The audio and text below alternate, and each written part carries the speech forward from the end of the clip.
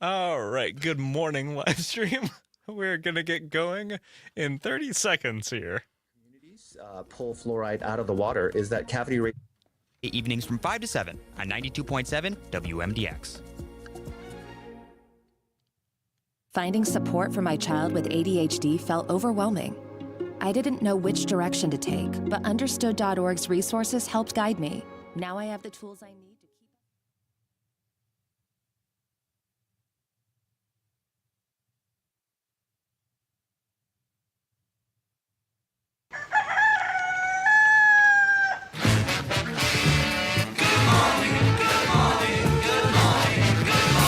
Good morning! Morning. Good morning. Good morning. Good morning. We've talked the whole night through. Good morning. Good morning to you. This is where Wisconsin wakes up. It's Daybreak with Brian Noonan and Jamie Martinson. Here are your hosts, Brian and Jamie. Good morning and welcome. Glad you are here. It is Daybreak. I'm Brian Noonan. Jamie will rejoin us next week after a restful vacation. Frank, our executive producer, and Parker, our technical producer, are here with me. As always, good to see you boys. And if you want to get involved, especially now because Frank has another beef. This week, Frank has been unleashed and likes to get his grievances aired. I do. 855-75-CIVIC, 855-752-4842. Morning, boys. How are we today? Okay, Doing well. thanks. Let's move on. I just answered. All right, everybody's doing Give me a fine. slight delay. We're all great. Yeah, good. What's your so? Yeah. I am coming off a day. I'm not going to get into all the details because it's very early in the morning. Let's just say I had an invasive medical test yesterday that left me feeling violated and made me very much more sympathetic to ladies and stirrups at their yes. So we'll leave it at that. But I am here and I am ready to go. But yesterday, and I don't know why this came up. But Frank, you brought something up, and it seemed I like can tell it you why. got you a little revved up. So, I had a new coffee mug yesterday. We were talking about it. That's right. Right? It's You fancy. might have heard us in between breaks if you're on the live stream. And Brian said, "Wow, Frank, that's a fancy coffee mug you got there." And I said, "Well, Brian, thanks for noticing. We just went to my parents' house, and we got the rest of our, would you call it china? Yes. Our that's China. tableware? I don't know. Yes, China. Our set- That looked like China to me. That was not a Kmart Yeah, coffee it's- mug. It was That's a from legit Crate and cup. Barrel. It's nice. Okay, it's very nice. Yeah. Yes, your table. Here's the deal. When you go and get married and you put stuff on your wedding registry, everything comes in like sets of 8. Yes. So I don't need 90% of that as I'm in my 20s living in an apartment. You're not having giant dinner parties? I'm not having Where you're having that's the thing. three-course and then coffee You're not service? having giant dinner parties. So there's like 2 or 3 boxes of stuff in my parents' basement for years. Going on 4 years now of stuff that I just don't need right now. And as I'm going through it this past weekend, I'm like, what is this? As my wife's next to me, she goes, "Oh, don't you remember? So-and-so got that for us." I was like, "No, this is ours?"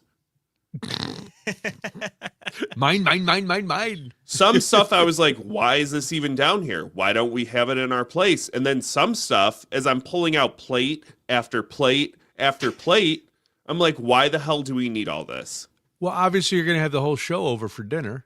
So Which now I you- will. Now you because have I enough, like you guys. have enough But most people I tableware. want out of my house. No, I don't blame you. Yeah. It's amazing. Now, how long have you been married? 3 years. Going 3 on years. 4. All right, very recent. Registries have changed so much. Saturday, I will have been married 34 years, which is amazing because the old joke is I could have killed her and been out of jail by now. But 34 years ago, when you registered for, and it's always been that way, you go and if you're not clear on what that is, when a couple's getting married, they go around to certain stores and they make a list of things that they would like, because people are always like, oh, what do you want for a gift? Well, here's a list, and it makes it easy. And there's usually a wide range of prices because some people maybe want to go. A lot of times people will go in with other couples or other family members, and they'll get something a little bigger and all of that. But when I registered, my wife and I, it was a lot of china and crystal. So we have a 12-piece. We have service for 12 in Waterford Crystal in 3 different size glasses. 12? Plus many. Yes, Frank, That's you had to way have too many 12. Do Gentlemen, you here? Let me ask you this question. because you always thought you were going to have a big dining room, which we did for a while, and we used it, I don't know, a couple times. I was going to ask you, do you even own a table to seat 12? Not anymore. No, not anymore. At one point we did. And what, like I said, I think we used it twice for a big giant holiday dinner. No, now we're lucky to, we do occasionally bring out, like, here's the Waterford we use so far. We have a couple rocks glasses that we use, a couple Irish coffee glasses, and some whiskey sniffers or whiskey taster glasses that we use on the reg. Everything else is in boxes downstairs. We have a 12-piece place setting of beautiful Noritake china that I don't think have ever used. Or maybe we've used once or twice in 34 years. We also now downstairs have my aunt's china and crystal, which was supposed to go to Molly, which Molly does not want. We have some of my, I think either we have it or somebody else took it, my mom's china and crystal. And here's the problem. You can't resell it because young people don't want all that stuff. No. Molly is starting to get the gifts for her showers. And it's no crystal, it's no china, there's all kind of crap. I told you guys yesterday, it came to the house, a towel warmer, which made Parker insane. Dude, that is insane. I cannot believe Why? that is the softest. What do you mean, Parker? why? You don't Soft. need a warm towel? You don't need it, Parker, but What? Hold on wouldn't a it second. be nice to have it? I Can don't know. No. Go ahead. Hold on. Go ahead. I don't think Brian's daughter is worried about someone calling her soft.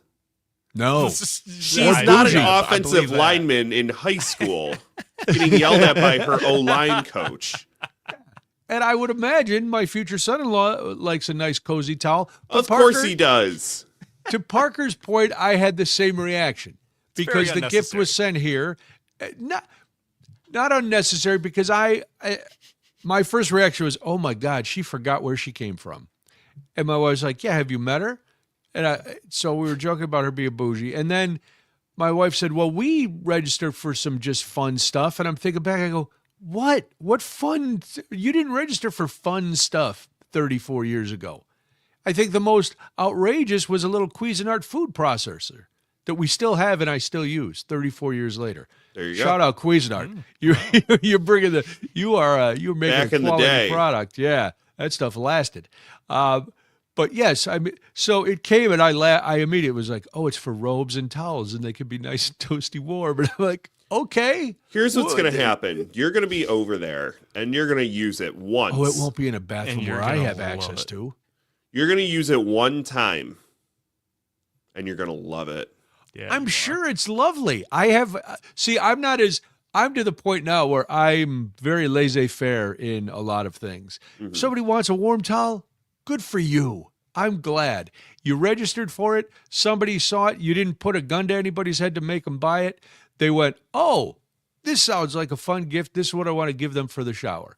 And now they have it. It sits on it's white ceramic, sits on a nice beechwood base, and it'll, and all their towel. But here's the problem. You can only use a towel once then.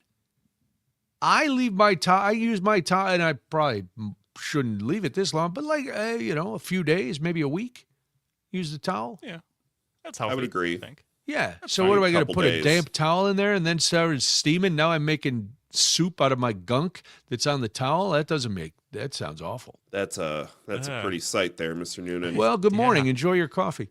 855-752-4842.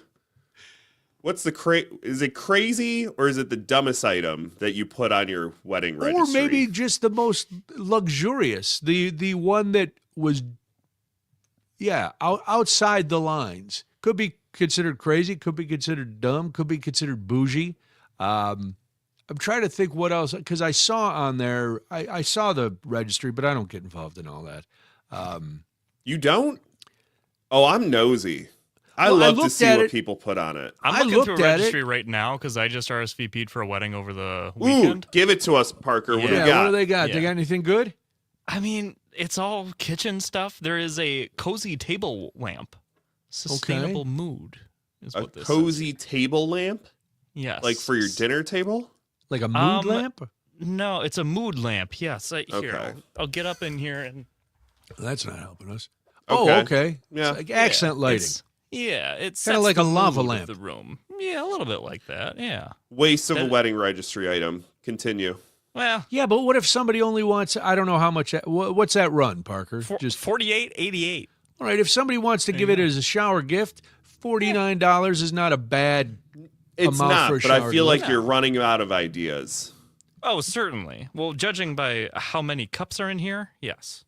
That's okay. Thank you. That's another thing I want to get to. My advice, if there are any young people, or if you know any young people, 6:16 in the the listening to this show, or your children are about to actually just got engaged. This could just be for Parker.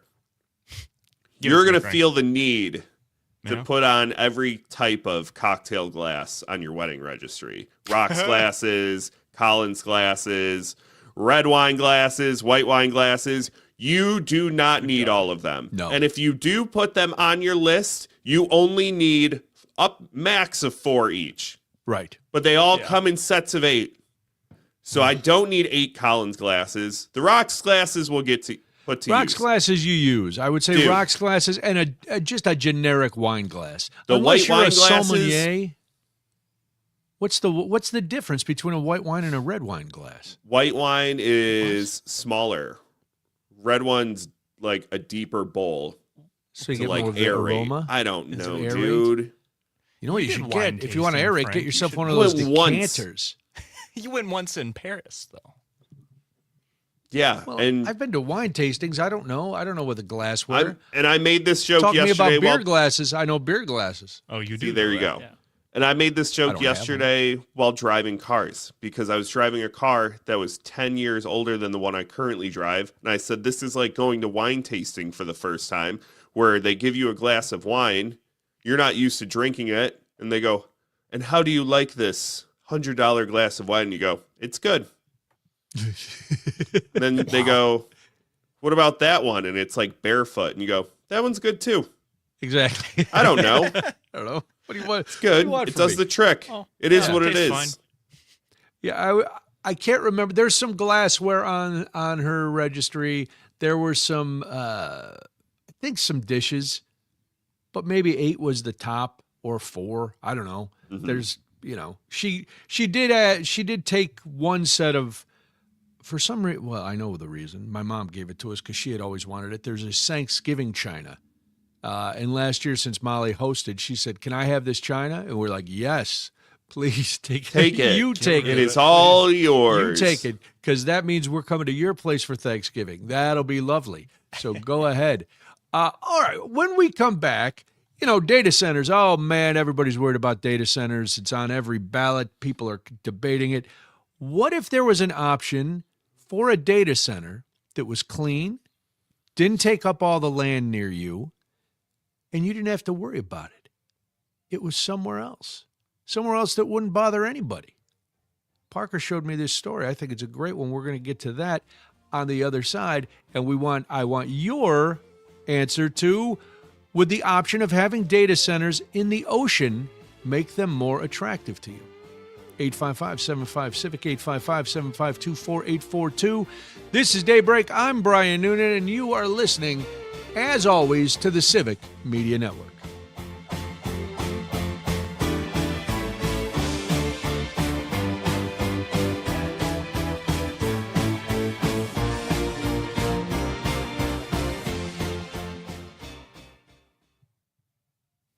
All right. I had to do some quick flipping this morning because in the middle of the night, the Senate decided to do some shenanigans, some chicanery with approving the ICE funding. Of course. Yes. So I had this in, I originally had this story in C, but then the Senate story and the other story that I had originally here go together longer. So yeah, what do we do about audio? How can we can we subscribe to like a news like ABC or something that has it? We that have has audio ABC. clips. We have those clips. We have ABC. And we ABC can run and those. CBS, I believe. ABC and CBS. So if they It's post on- them, we can run them? Correct. Okay. And then if it's not if it's a primary source not attributed to a specific news organization. Okay, so that's why, like, with the Senate hearing, that's public. Correct. Okay. Yeah. All right. Oh, I think I have to look. I think I might have.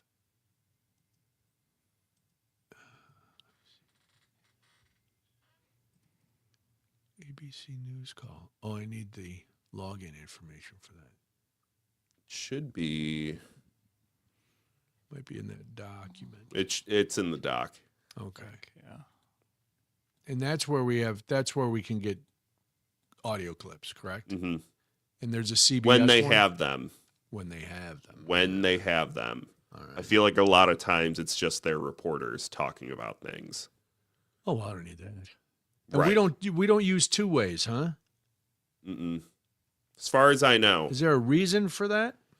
I do not know. That is a conversation above my pay grade. Whose pay grade would it fall under?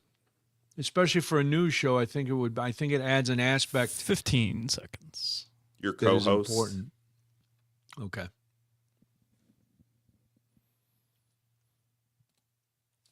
Well then.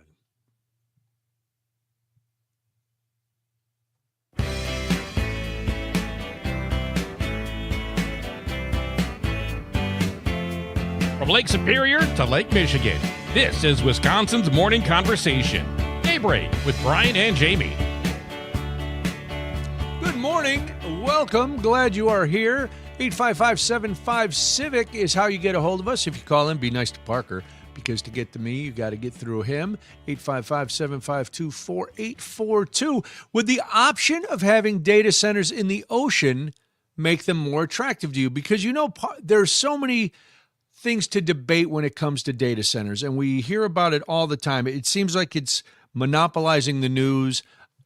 It's either the current administration or data centers. That's what people are talking about, especially here in Wisconsin, where you've got, you know, cities voting on these and public hearings, and are there secret deals? We're always hearing about it. And then we hear about mostly how much power they need, how much carbon pollution they create, how much energy, water they're going to use, what they're going to do with all the waste, all of this. Okay. So Parker, who is young and idealistic and cares about the planet and the people on it, sends me this yesterday, and I found it fascinating. So there is a new company that wants to, the company is Panthalassa, and they are out of Vancouver, Washington. Garth Sheldon Coulson is the CEO. He wants to address the problems of data centers, the land, the energy, the carbon footprint, with a new source of energy, wave energy. You know, I know the president doesn't like wind energy. We haven't heard him weigh in on wave energy, which is the ocean. It's basically it. They're going to put these things in the ocean. Now, I'll explain how they're going to do it, because I think it is fascinating. And from what I read yesterday, I don't really see a problem with it, but I want to hear from you too. Listen to some of this and then let me know if this is more attractive to you for data centers. So he said, Garth Sheldon Coulson, the ocean is really unlimited in terms of how much energy is available. It will really be the cheapest energy on the planet. So he compared Panthalassa's test model, the Ocean 2, to a floating hydroelectric dam. He says as it goes up and down with the waves, it causes the water that's in the tube to be forced up to the top. Once it's in the ball, now you have to picture, it's kind of like, I don't know, like it looks almost like an upside down bowl with a tube coming out of the top of it. The water is forced through a turbine, the turbine spins, and that's what makes the electricity. So using a model of the latest design, the Ocean 3, he explained the most surprising part. There is no anchor and no cables. So it is a self-propelled system that is not tethered to the ocean floor. It's like a little Roomba, except it's enormous. So I don't have a Roomba, but I know what a Roomba is. They just zip around. Now, I can already hear critics going, well, aren't they going to get in the way of shipping lanes and blah, blah, blah? Maybe, but it could be figured out. That doesn't seem like the most pressing question because, quite frankly, the oceans are ginormous. There's the biggest obvious understatement of, I think, the week so far. Ooh, did you hear what Brian said? Hot take. He said the oceans are enormous. That guy, he goes out on a limb. He's not afraid of what people think. He'll say what we're all thinking. Yeah. So just think, there's no cable to bring power back to the shore either. So in essence, these are floating data centers. They generate power from the waves, process AI computing tasks on the spot, and send the answers by satellite.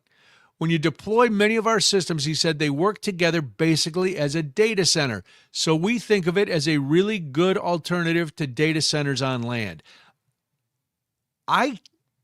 Now, again, I'm not an engineer. I'm not an environmental scientist.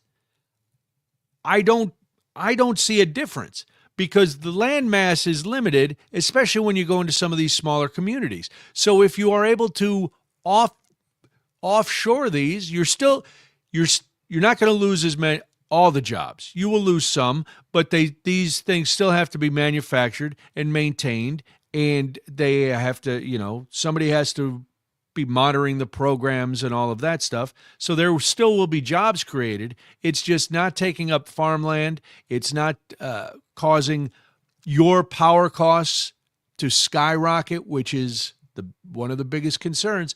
So he says Panthalassa has all of the private funding it needs because it offers AI companies a quicker, cleaner way to get power than building data centers on land. Construction of the Ocean 3 is already underway. Sheldon Colson expects them to be operating offshore by around August of this year.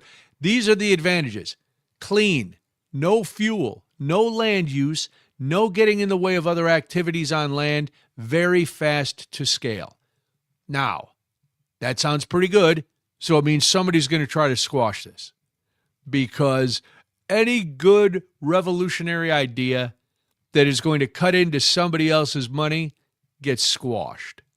I hope this does not. I would like to do a little more. I'd like to see a couple in action so they can say, yes, now we've gone from the models and the testing and the theories to actually having, if by August we start seeing them and they work, what's the drawback? Now, I'm sure ocean activists would say, well, we know what the drawback is. The drawback is that you're taking up valuable ocean space. And I would say, well, yes. Which is more impactful to people on a daily basis? Is it that we have floating data centers in the ocean, or that we take up hundreds of acres of land in your county that then is going to be an eyesore, going to raise everybody's energy rates? We don't know the long-term effects of what a data center in your town will have, whether it's environmental, health, anything else. So why not try something new? That's where you young people come in, Parker. I am counting on the young generation to get these kind of things done. My generation, we're out. You want to put us out to pasture anyway. So you guys are in charge. Get this done. Get things taken care of. All right. Are shorter lines at the airport worth more funding for ICE? That is your question. We will talk about that and so much more when we return on Daybreak. I'm Brian Noonan. This is the Civic Media Network.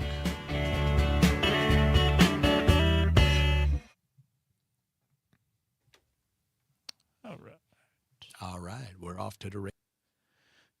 Oh, Thursdays always seem like Friday to me. Maybe I just get in my head that I only have to prep one more show for the week. And then it's like, oh yeah, that would be it's last show. Oh, it's Friday. No, it's Thursday. We're not done yet. So close to the finish line. So close. And the weeks, I don't know. The weeks seem to be going faster. Yeah.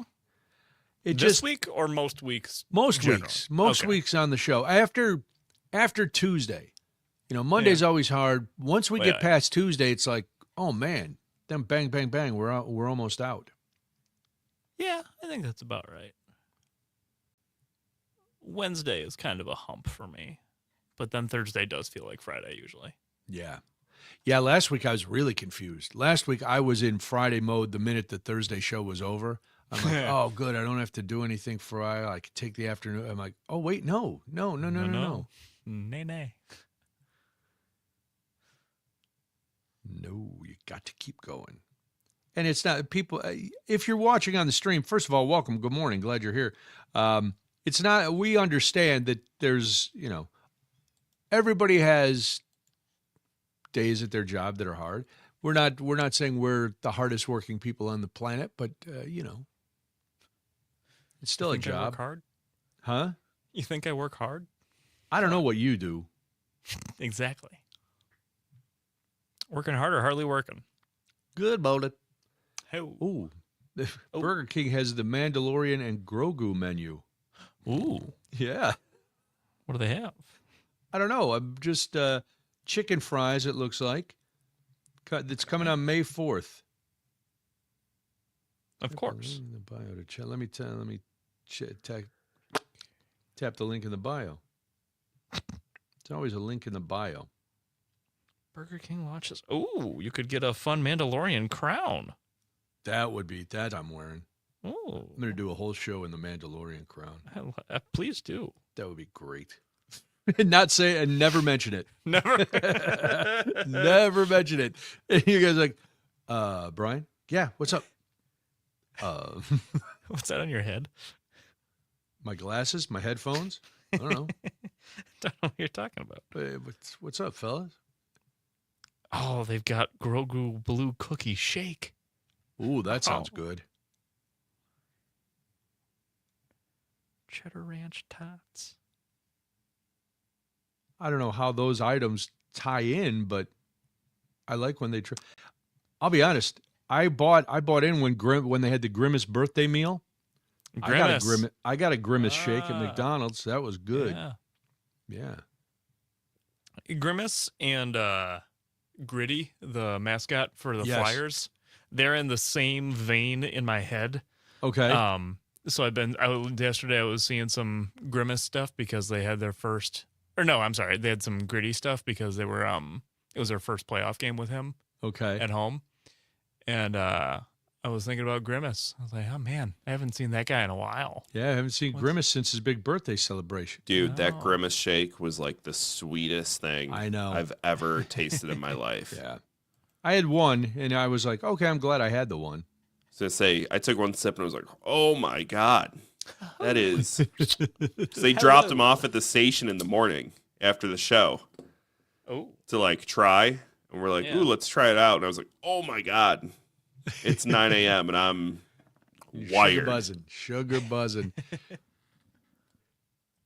Yeah, that was the only problem with nights. You never got the food brought in. You never got. I mean, we would have people from Rum Fest come in with a lot of rum, which was I'm not complaining.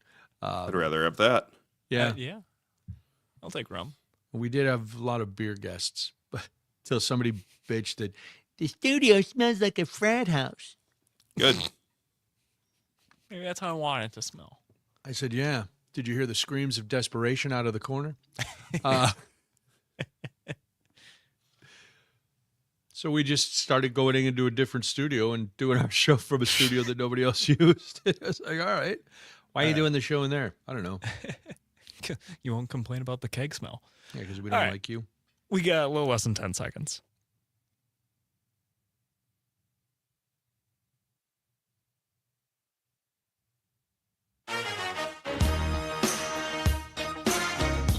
Now back to more of Daybreak with Brian and Jamie. Good morning. This is Daybreak. I'm Brian Noonan. Jamie will be back next Monday. Are shorter lines at the airport worth more funding for ICE? Is it worth more for you to see ICE funded or to go through an airport line quicker? 855-75-CIVIC, 855-752-4842. So this is a twofold story, and I want to remind you, part of the reason we're in this fix is because of Mike Johnson and House Republicans. But I'll get to that and why that's important. But first of all, Mark Wayne Mullen, who is the new Secretary of the Department of Homeland Security, warned yesterday that long security lines could reappear at airports starting next month because the agency doesn't have enough money to continue to pay its employees through May. I find that very hard to believe since DHS still shut down. I know. People are going to say, Brian, don't you know that? Yes, I do. I also know I know whose fault it is that it's still shut down. Anyway, they've been shut down since mid-February. The resulting lapse in paychecks prompted a lot of TSA agents, as you know, to call in sick, air quotes, to quit and go find other jobs. All of that. So lines, we were reporting for a while right before spring break, lines were out the door. And in an effort to kind of curry some favor with the voters who were trying to leave on spring break, the president directed DHS to use funds from the Republicans' big domestic policy package, a.k.a. the big beautiful bill. And take that money and pay TSA officers and other agency staffers. So Mark Wayne Mullen was on Fox and Friends, and he said that the money's going to run out. The agency is drawing on a $10 billion fund created by the bill, which as of April 19th has a little less than $1.4 billion remaining, according to the Office of Management and Budget Data. So there was, he comes out, he says this, everybody starts to panic. What's going to happen? Well, the Republicans want to get some funding pushed through. We know the Democrats don't want to fund it because the Republicans are trying to tie this to the SAVE Act. And we also know that ICE had already been funded. ICE was all set with the big, beautiful bill, so they didn't need money. Democrats said, we will pass a funding bill to get everything open, but we want you to hold back on ICE funding. We don't want that included in any plan, and we want to be able to talk about how we can reform ICE, different oversight, those kind of things. Things that were very simple and very common sense. The Republicans at first said no. Then last month, you remember, the Democrats, the Republicans in the Senate, bipartisan, they passed a bill that would go to the House that said, all right, we're funding everything. We're going to open it. You'll be able to pay the TSA agents immediately. Everybody's going to get paid. And we're going to hold off on any extra funding for ICE until we can get this settled. It was all set. The Democrats did it before their spring break. They sent it over to the House. Mike Johnson would not even call it to the floor for a vote. He said no, because it doesn't include funding for ICE. We don't want it. Take it back. We're not going to do it. And then they went on vacation for 2 weeks. Well, now we're in the predicament we're in. And this morning at about 3:30, the Senate took the first steps in a new effort to reopen the Department of Homeland Security, voting to adopt a budget plan that would fund ICE and Border Patrol over Democratic objections and sending it to the House. What do you think the chances are this one's going to get a call for a vote? I think pretty high, because Mike Johnson, who just yesterday, with his eyes darting around like he was scared that somebody was coming after him, like a bobcat was stalking him on a turkey hunt, that was a callback, Parker. Yeah. He said, "Oh no, we're going to win in November." He looks terrified, and I don't believe that funding TSA or funding ICE is going to help him, but that's beside the point. So we know that this is happening. The Senate has passed this. The budget process, now here, the Republicans are now trying to fund the two immigration enforcement agencies through the complicated, time-consuming process called budget reconciliation. This is a maneuver that they also used to pass Donald Trump's package of tax and spending last year with no Democratic votes. It is a very difficult process, but it's a process nonetheless. It only requires a simple majority in the Senate. It bypasses filibuster rules that require Republicans to find 60 votes on most bills when they only hold 53 seats. But it also comes with increased scrutiny from the Senate parliamentarian and a long, open-ended series of amendment votes at the beginning and end of the process. So this is not a done deal that means they've got another, they said maybe one more paycheck for TSA and Homeland Security, and then they're out of luck again. So the Senate has already voted on a bipartisan basis to reopen the rest of the department. But Republican leaders in the House say they won't take that bill up until the Senate shows progress toward funding ICE and Border Patrol as well. Now, the $70 billion budget resolution, billion with a B, would fund the two agencies for 3 years. Coincidentally, that's through the rest of Trump's term.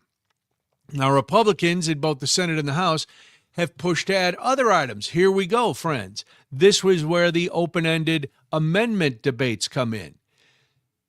They're pushing to add other items, including money for farmers, which, again, farmers being used as pawns, because who's going to vote against money for farmers? If you're an American and you eat, you're gonna want to support farmers. But here's the thing.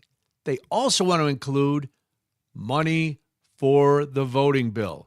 And they want to include the SAVE Act, the voting bill, whatever you want to call it, in this reconciliation.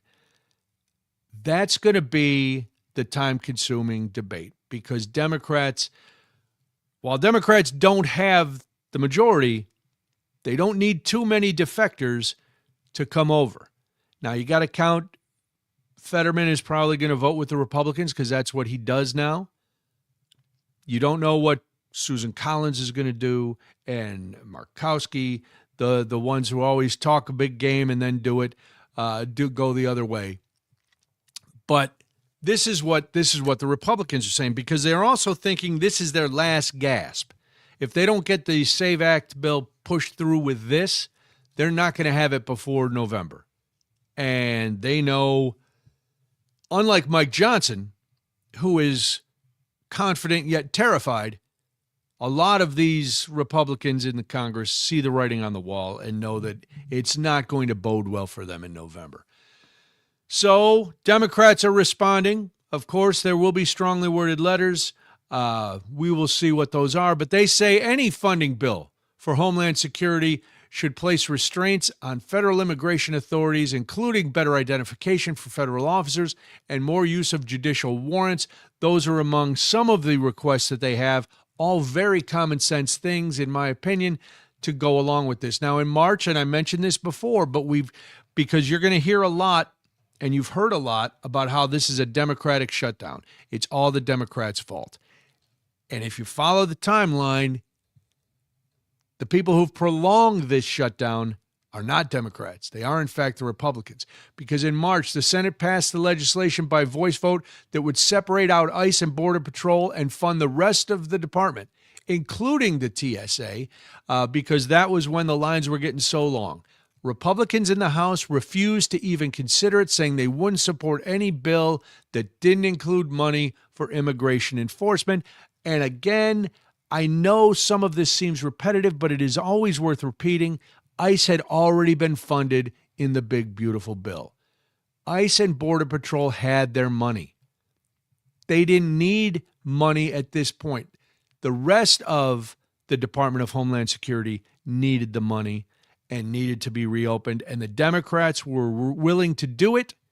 The Republicans in the Senate and the Democrats in the Senate worked together. They figured out what adults like to call a compromise, and then Mike Johnson unilaterally decides he's not even going to bring it to the floor, and then they go on recess. So during that recess, Thune and Johnson, they announced that they would pursue a two-track approach. Pass the Senate bill that includes most of the department's funding through regular order and use the party line bill to pass ICE and CBP funding. Weeks later, though, as you know, Johnson has still not said when the House will take up the Senate's legislation that would fund the rest of the department. So now we are in another wait-and-see mode. We've got all these people who work that aren't getting paid, which, think about it. Do you want to work if you're not getting paid? I love my job, and I wouldn't do it for free. I don't think anybody should have to work for free. Working for free is called slavery or an internship. And really, we've outlawed a lot of internships, too, where you work for free. So nobody should have to work for free. And I don't blame any of these TSA agents for calling in sick. I know they are all entitled to back pay once things open. But back pay only helps later. Back pay doesn't help you pay your rent this month. Doesn't help you buy your kids groceries this month. Back pay is fine, but let's not make that the whole thing. Well, they're going to get their money anyway. Yeah, but put yourself in that position. Anyway, I understand them looking for other jobs too. I also understand them being cranky. Because if I do come to work and I realize every day, man, I'm working for nothing, and I got to put up with all these people who are trying to bring in, that's not a carry-on, sir. That bag is bigger than your kids. That's not a carry-on. I understand them being grumpy too. But I also want us to direct our ire at the right party and the right side and the right people, and not to believe the gaslighting misinformation that's coming out that blames this all on Democrats. Remember who has the majority in the House, who has the majority in the Senate, who runs the administration. It's all one party, friends. So to blame the other party for any sort of shutdown, you're just blaming a party for not giving in to your demands when you are not willing to do. Not everybody, the Senate did compromise. But if the House will not compromise, it's all on Mike Johnson. It's all on the Republicans. So we'll see what happens. Again, we don't know what Mike Johnson will do. This just passed, like I said, at about 3:30 this morning. So it's all very new. It's all very evolving. And we'll have to follow along. I would say hopefully they'll get it done. But based on past performance, probably not. All we can count on is Chuck Schumer and Hakeem Jeffries sending a strongly worded letter. I like strongly worded letters. No, I don't. I like actual action. Action, not letters, Parker. Remember that as you move on through your career. People want to see action. They don't want empty promises. The American people are sick and tired of empty promises. We've seen it all before. We've heard it. After them. We got to get after them. You got to fight a little bit. Just like now the Republicans are saying, well, we got to fight about this gerrymandering redistricting. Wait a minute. No, guys. You can fight. That's fine. But you started this. Now they're all upset about Virginia. But Virginia voted for it. They didn't just do it. Their legislators did just say, we're going to redistrict. We're going to redraw the maps. No, they actually put it to a vote, and the people of Virginia went, yeah, we got to redo these maps. So will of the people versus will of the parties? I'll go will of the people every day. When we come back, is RFK's leadership of the Department of Health and Human Services making the country's health worse? Well, we hear what he had to say about that and being self-aggrandizing. A lot to get to. It's Daybreak on the Civic Media Network.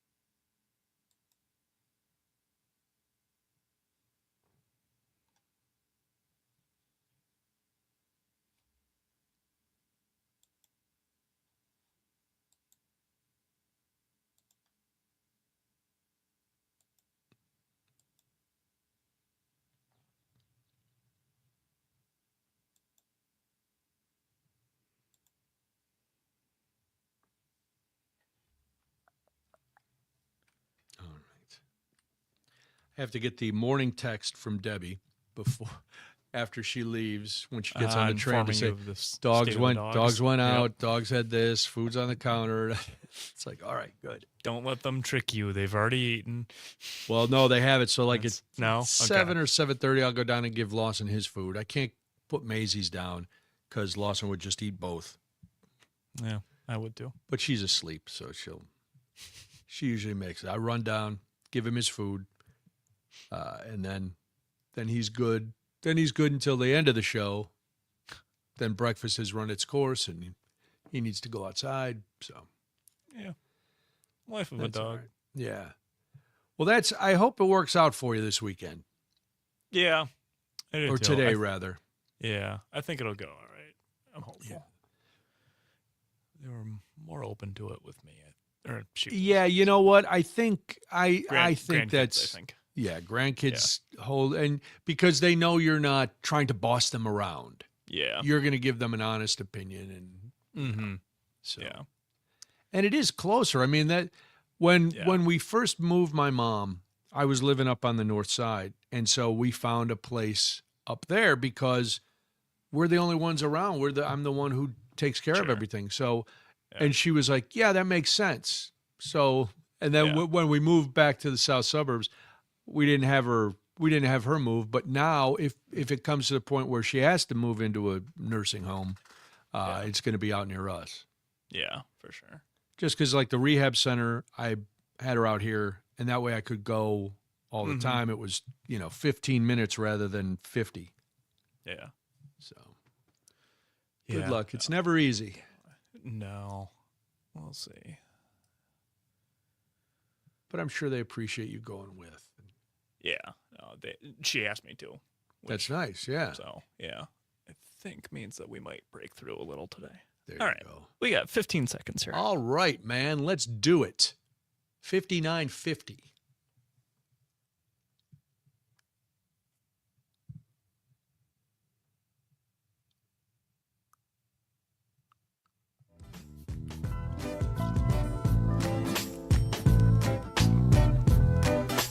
All facts, no fiction. It's Daybreak with Brian and Jamie. I may throw in a little fiction, but I'll let you know that it's fiction. Or you'll have to be quick on the uptake to pick it up. Hi, yes, I am Brian Noonan. Jamie will be back with us on Monday. Parker and Frank are here hanging out with me, and you are hanging out with me, which is the most important. 855-75-CIVIC, 855-752-4842. Do you feel that under Robert F. Kennedy Jr.'s leadership of the Department of Health and Human Services, America is less healthy? The reason I ask is because Kennedy was on Capitol Hill yesterday for two different hearings. He went to the Senate Finance Committee in the morning and the Senate Committee on Health, Education, Labor, and Pensions in the afternoon. One thing about this administration that is different from any other administrations, and you can talk about how, their policies and how they govern and how you're doing, if you're doing better under this administration than you were under other administrations. You can talk about all of that.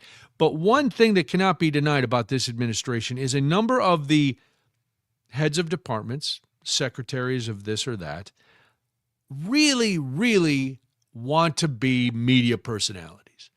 Never in the history of my life, in my knowing about government, you knew the names of the Secretary of State. You knew the name of the Vice President. You didn't really know too much about the Secretary of Health and Human Services or the Secretary of the Department of Homeland Security. You didn't know. You know why? Because they didn't make commercials about themselves. They weren't featured like Kristi Noem used to be on all these threatening deportation videos. They didn't have memes about themselves. They weren't jetting off to the Olympics to get drunk with a hockey team. They were just behind the scenes. You know what they definitely weren't doing? Stripping down to their jeans and taking a steam with Kid Rock. They weren't doing that. That's not why? What are you trying to do? Well, the reason for the hearings yesterday, they came as the White House has taken tighter control of HHS's activities, with officials discouraging Kennedy and his aides from publicly discussing their efforts to overhaul vaccine policies. One, this is where I start to theorize. One reason is because they sound nuts. And two, because it's becoming very clear to them that other than a minority of the citizenry that is buying into this no vaccine garbage, most people of sound mind are realizing that there's a reason we have vaccines. We are now seeing outbreaks of measles that we have not seen in generations because of, say it with me, vaccines. We heard yesterday that the Defense Department said that now soldiers don't have to get a flu vaccine, despite the fact that the Army developed the flu vaccine and the fact that it has stopped many, many outbreaks. And, most people who get the flu vaccine do pretty well with it because it stops the spread or it minimizes the spread. And if you want to say that, Brian, you're a sheep, you just give in. You just do whatever the government tells you. Not really, but I don't want to get smallpox. I don't want to get mumps, measles, rubella, all the things that I got vaccinated for as a child, all the things my daughter's been vaccinated for. I'm guessing Parker has been vaccinated for them. Are you vaccinated, Parker? Sure. I am, yes. I was really late on getting my flu shot this year, but I still got it. I still got it too. And I never got it up until about 10, 12 years ago, I never got one. And that was not because I didn't believe in vaccines. I was just lazy and thought, well, if I get the flu, I get the flu. And I was young. And in relatively good health. Then I started working with kids, and kids are disgusting. They are little snot sprinklers. They're oscillating fans of viruses. And so I needed to get the flu shot. Well, all right. Let's get to this, because Kennedy was on Capitol Hill yesterday. He was talking to the Senate Finance Committee. Delaware Senator Maggie Hassan asked him about his self-promotion videos that he's released over the last couple months, and RFK had this to say. You have been doing a lot of your own self-promotion using official government channels and resources. HHS produced a video of you and Kid Rock exercising and drinking milk in a hot tub, I think at his pretend White House. Another official video features a dramatic sequence of you as a shirtless WWE fighter.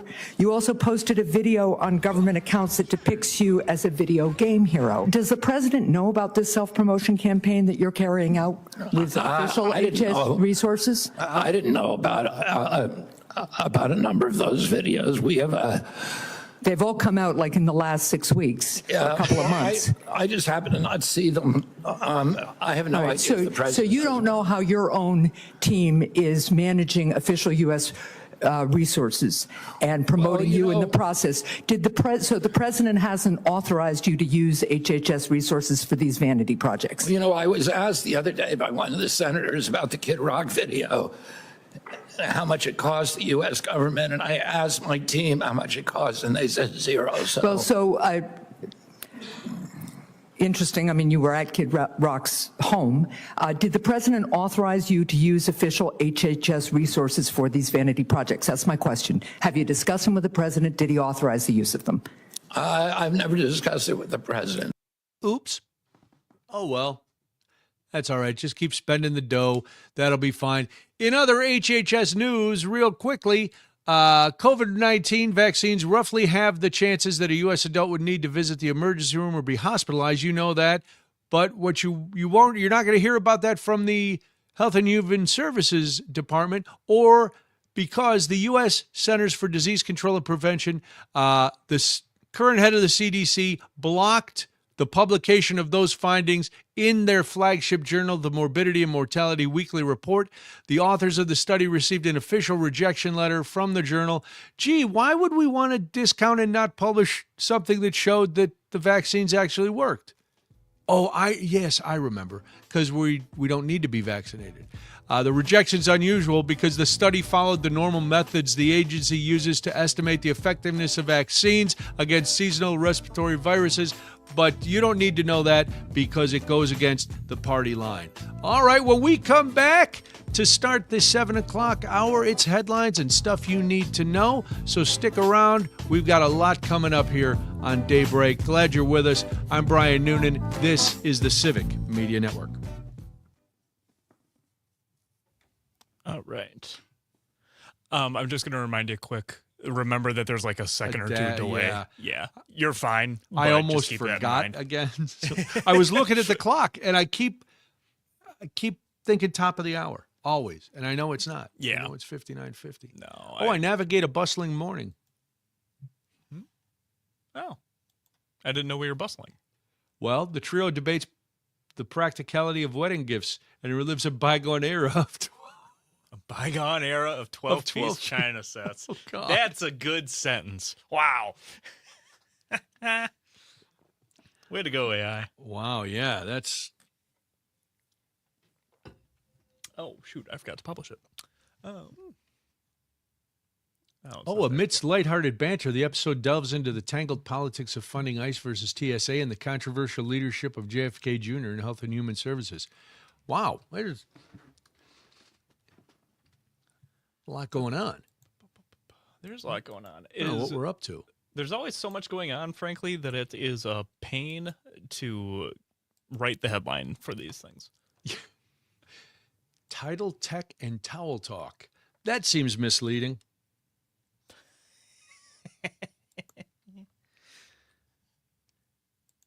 Just a tick. All right.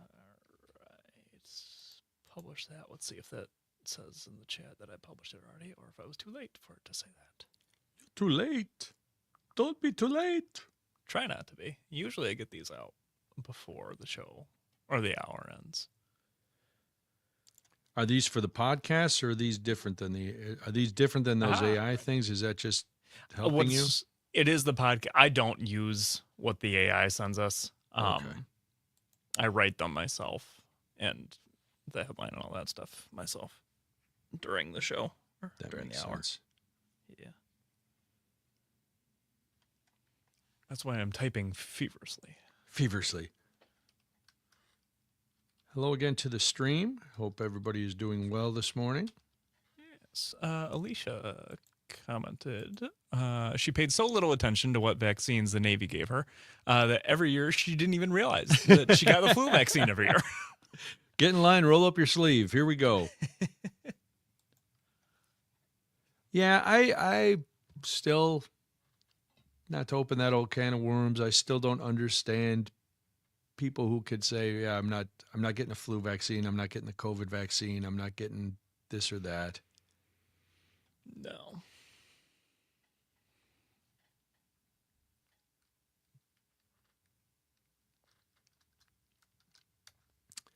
But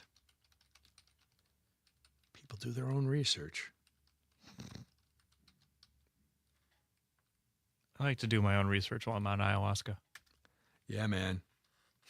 Just dumping out, puking, sitting in the dark.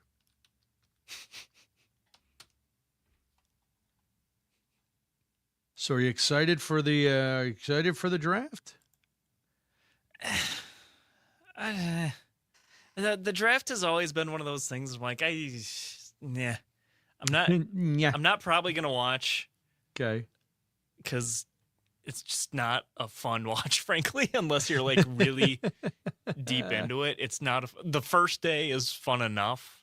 Yeah. I guess if the Packers had a pick, I would definitely watch, but Packers don't have a pick, so it's like I don't care who the Browns get. Sorry, Uncle Tim, I don't care. Yeah, it is kind of, I wish you could just zip in when your team was, like they have the red zone for games. I would like the red zone for the draft. Yeah, if you follow on Twitter, you can kind of play it like that. Yeah, that's true. But yeah, that is a habit that I have built that I don't know how I feel about it. During games, every commercial break, I am going through Twitter and seeing what all the beat writers are saying and everything. Yeah. I don't wait until after the game. I don't know if I should be waiting until after the game. I think I'm doing it the right way. But it does feel kind of funny to have that attachment of that's how I consume a game. Yeah, it is odd. I used to do that a lot with Blackhawks games back when I was doing the sports show. Yeah. I was on commenting on everything throughout the game and reading what everybody else was saying about the game. And on your show, do you cover just college sports or all sports? It's all Wisconsin sports. All Wisconsin sports. Yeah. So you're going to let be me all tell over you. the draft. Yeah, probably will be. Let me tell you though, if I have to talk about Giannis and the Bucks one more time, I'm going to lose it. Oh my God. That's the drawback of doing a sports show. It is that you only talk about sports. And you really only talk about your hometown sports. Yeah. Unless there's a big national story like LeBron stabbed a guy in the neck. That everybody's going to talk about. Everyone will talk about that. Yeah. Allegedly. He said that. If you're at the show within the show, there is no report of LeBron stabbing anyone in the neck. Just say, I heard it. I heard We're Brian just say it. speculating. Yeah, I'm just using that as a wild example of a national story that would be covered if in fact it had happened. When in fact it 10 has seconds. not.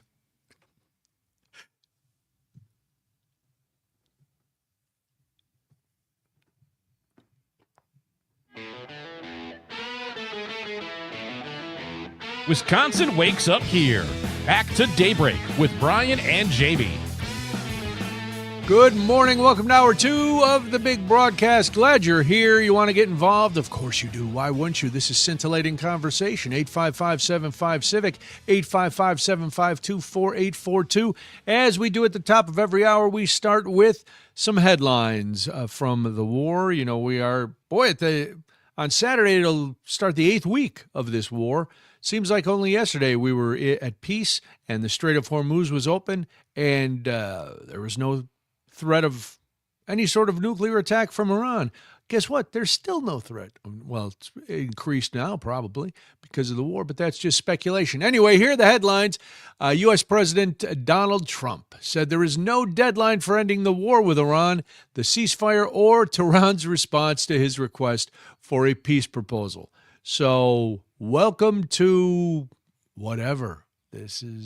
Could go on. Maybe it stops. Who knows?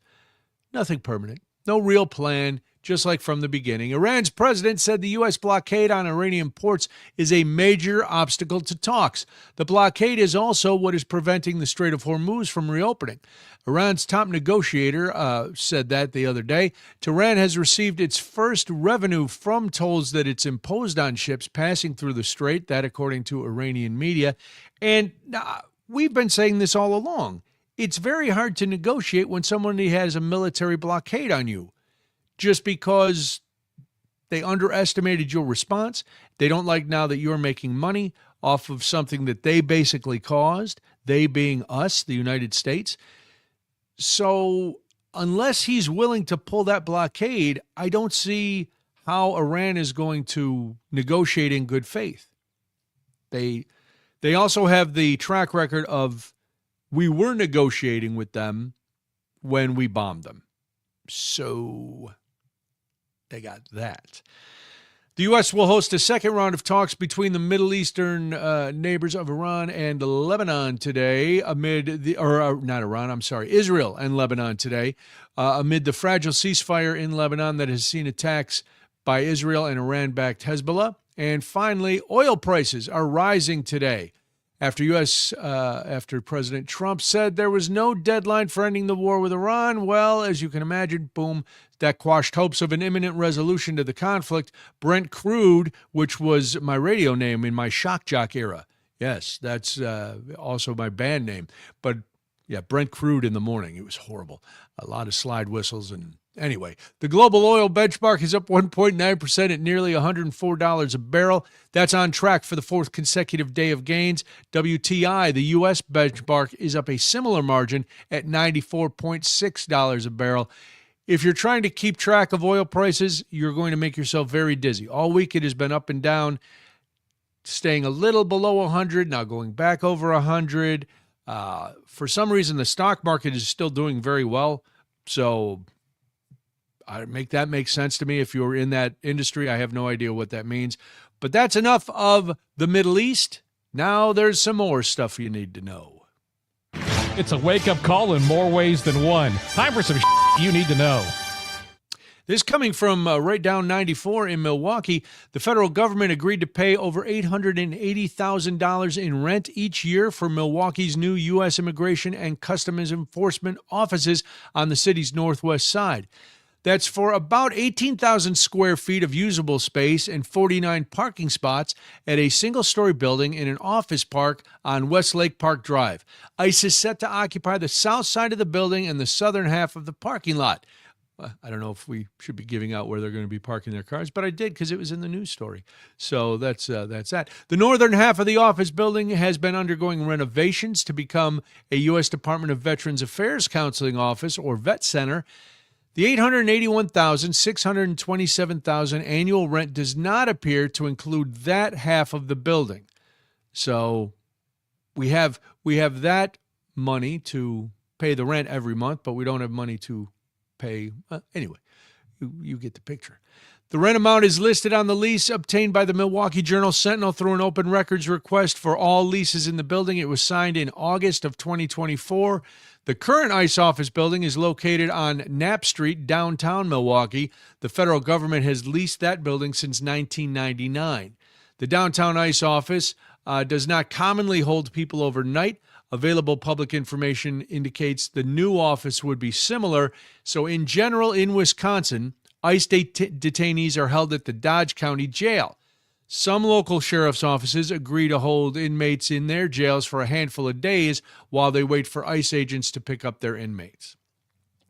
In other SU need to know, Wisconsin's Supreme Court weighs whether voter eligibility records should be made public. The court is considering whether records relating to people found incompetent to vote should be made available to the public. That question stems from a lawsuit filed by a conservative activist who was involved in reviewing the 2020 presidential election and has contended that ineligible voters cast ballots that cost President Trump the election that year. Keep going after that election. Justices heard oral arguments in the case weighing whether guardianship records provided to the Wisconsin Election Commission are considered public records and should therefore be subject to public record disclosure law. The case emerged from an effort by Ron Hewer and the group he founded, Wisconsin Voter Alliance, to gain access to, quote, notices of voting eligibility, end quote. Those are circuit court-sanctioned determinations that a person is no longer able to cast a ballot, often for reasons of health or disability.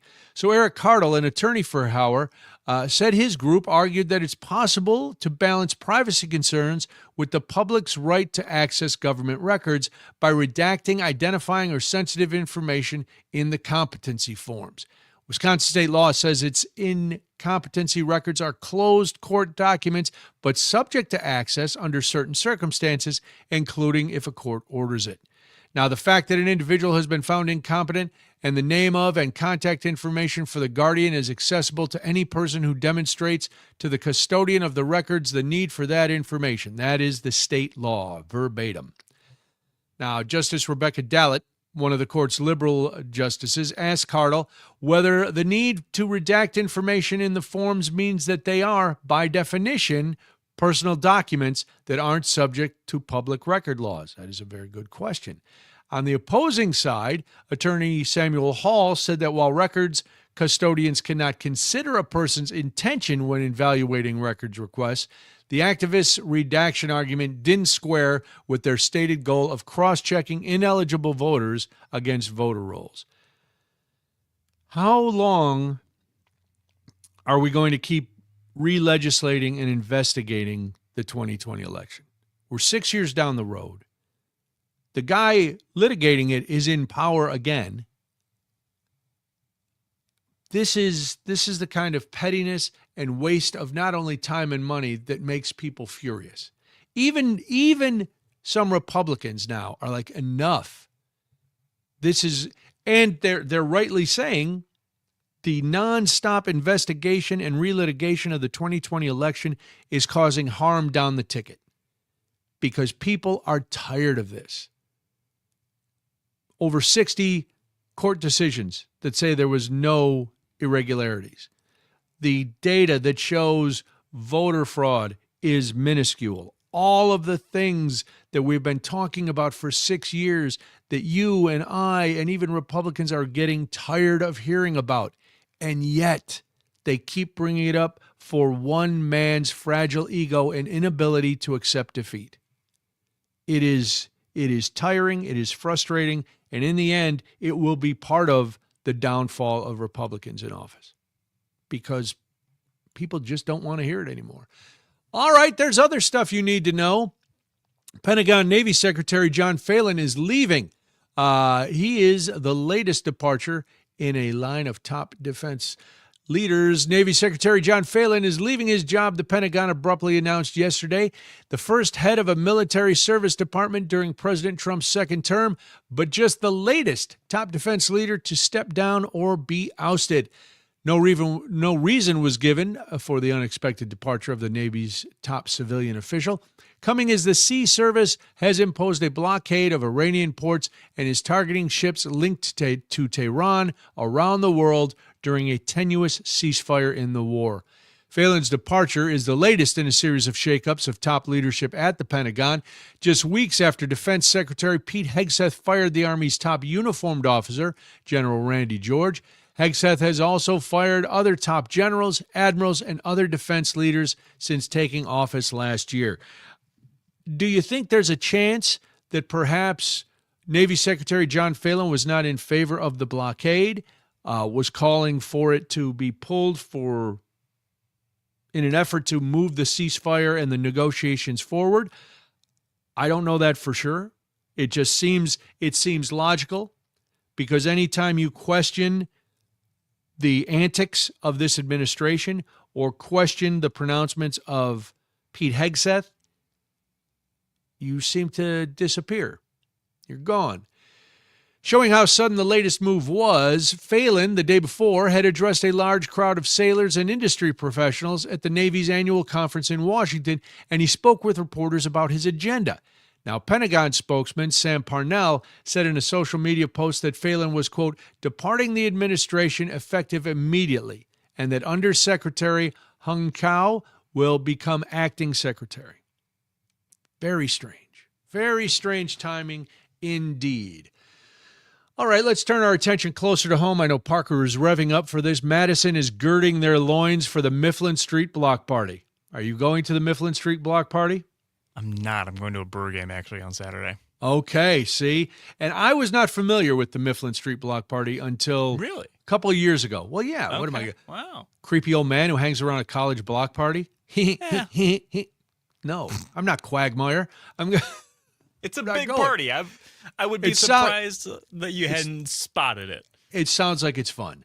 If you don't know, the Mifflin Street Block Party is scheduled for Saturday, and Madison officials yesterday laid out a series of warnings and plans pertaining to the annual and unsanctioned bacchanalia. That's why I would go, because it's a bacchanalia. It traditionally occurs near the end of the UW-Madison spring semester. Central District Police Captain Kip Hartman said about 10,000 people are expected to attend the event that centers on the two blocks between Broome and Bedford Streets. More than 150 Madison police officers plus officers from the Dane County Sheriff's Office and UW-Madison Police will be there to meet them, he said. Hello. Madison Police also will have its horse-mounted unit on scene and will keep an eye on the goings-on from above with drones. How many drunk girls are going to try to pet the horsey? There's a horsey. I love horses. My question is how many of them are going to try to pet the leg of the guy riding the horse? Hello. Because that happens. Really? Yes. All right. You get some wild videos out of Mifflin, Brian. Oh, I can't wait. Maybe Parker, if you weren't going to the game, we'd have you man on the street it. Oh, boy. Hartman urged residents of the area to park their vehicles elsewhere, put up no trespassing signs, and lock up their valuables because, quote, in past years, we've seen damage to vehicles and valuables stolen from homes. The fire department in Madison is going to be well represented as well. They are going to be out there. They're saying that in order to encourage people to get help if they need it, they are not going to be writing tickets for underage drinking, which that's like, hey, guess what? You can do whatever you want.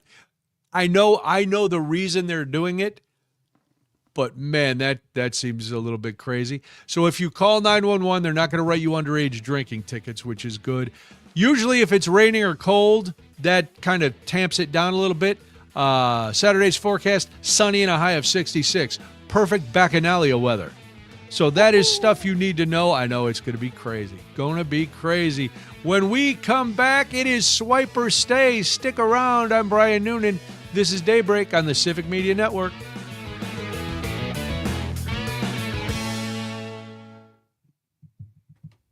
Yeah, they flipped a car a couple of years ago at Mifflin. Nice. Well, yes, my old co-host was, from Madison and stuff, so she knew all about it. Petting legs of the horse riders? Yeah, that'll happen sometimes. It happens. Yeah. I guess. Drunk dudes, drunk girls, everybody wants to pet a cop. Oh, Pam, good morning to you. You are in sunny West Virginia. Good morning, Pam. Nice. Thank you for listening.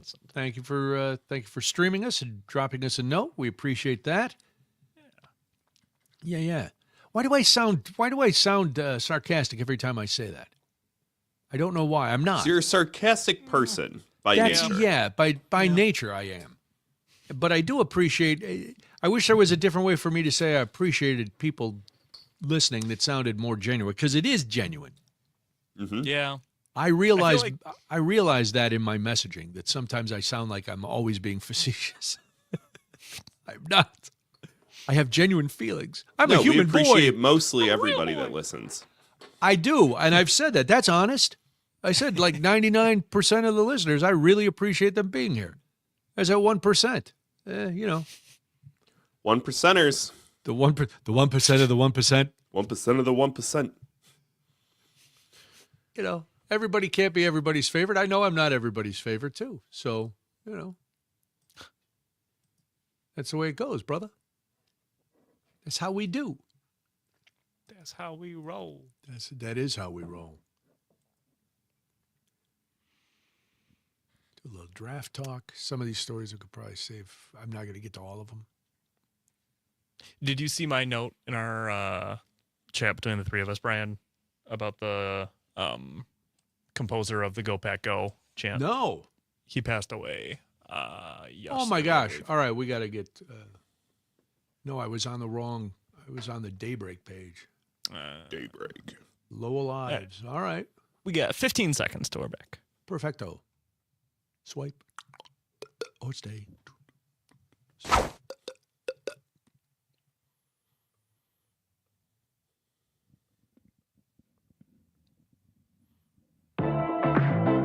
Let's break out of the bubble and see what's happening out there in pop culture. It's Swipe or Stay on Daybreak.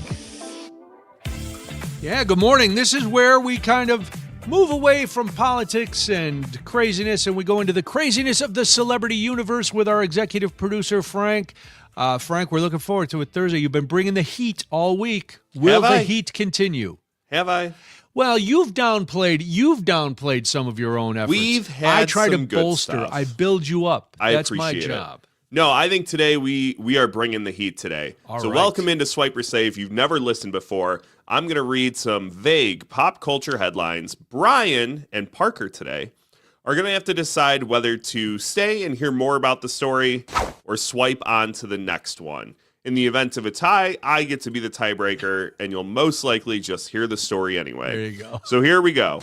Story number 1, Ticketmaster busts large-scale ticket scalpers. Ooh, I want to hear this. Stay. Yeah, I like a story about bringing justice. Yeah. Hey, how about Ticketmaster finally did something good? Wow. Allegedly. I don't know. Look, they put out this statement. I'm going to say allegedly. Okay. It is confirmed by them. I just haven't done my own. By them. I want to do my own research. Believe us, Frank. We're telling the Right. truth. So they announced that they investigated and busted ticket scalpers with multiple fake identities, accounts, and bots with tickets to see Harry Styles at Madison Square Garden for his residency, which, as everybody knows, is a very hot ticket. These tickets were then released back to the general public with the most expensive ticket at face value at $130. Now, wow. Now that's the most expensive here. That's good. Of the tickets that were busted. Oh, the ticket that were busted. The president of Ticketmaster did go on to say that most ticket scalpers buy up all the seats that are affordable to the average fan because they can mark it up easier. Yeah. It's an easy profit margin. As somebody That's great, though, if they've been released. Right. As somebody who had to join in on this chaos and is going to see Harry Styles at Madison Square Garden. Wow. Flex. I know. Wow. Yeah, you're third man. Third time seeing him. Who'd have thought? Not you. You didn't understand him the not first me. 2 times? Not me. I can tell you that. Wow. Very hard ticket to get. I'm really happy to see that this is true, and maybe some real fans will actually be at the show, because nobody wants to battle ticket scalpers every time they want to go see anything. Yeah, that's good So news. if you're out there listening and you're a ticket scalper, I hate you. Yeah. Moving on. You're a garbage human. You are. We have a Joe Exotic update. Oh my baby. God. Stay. Yeah.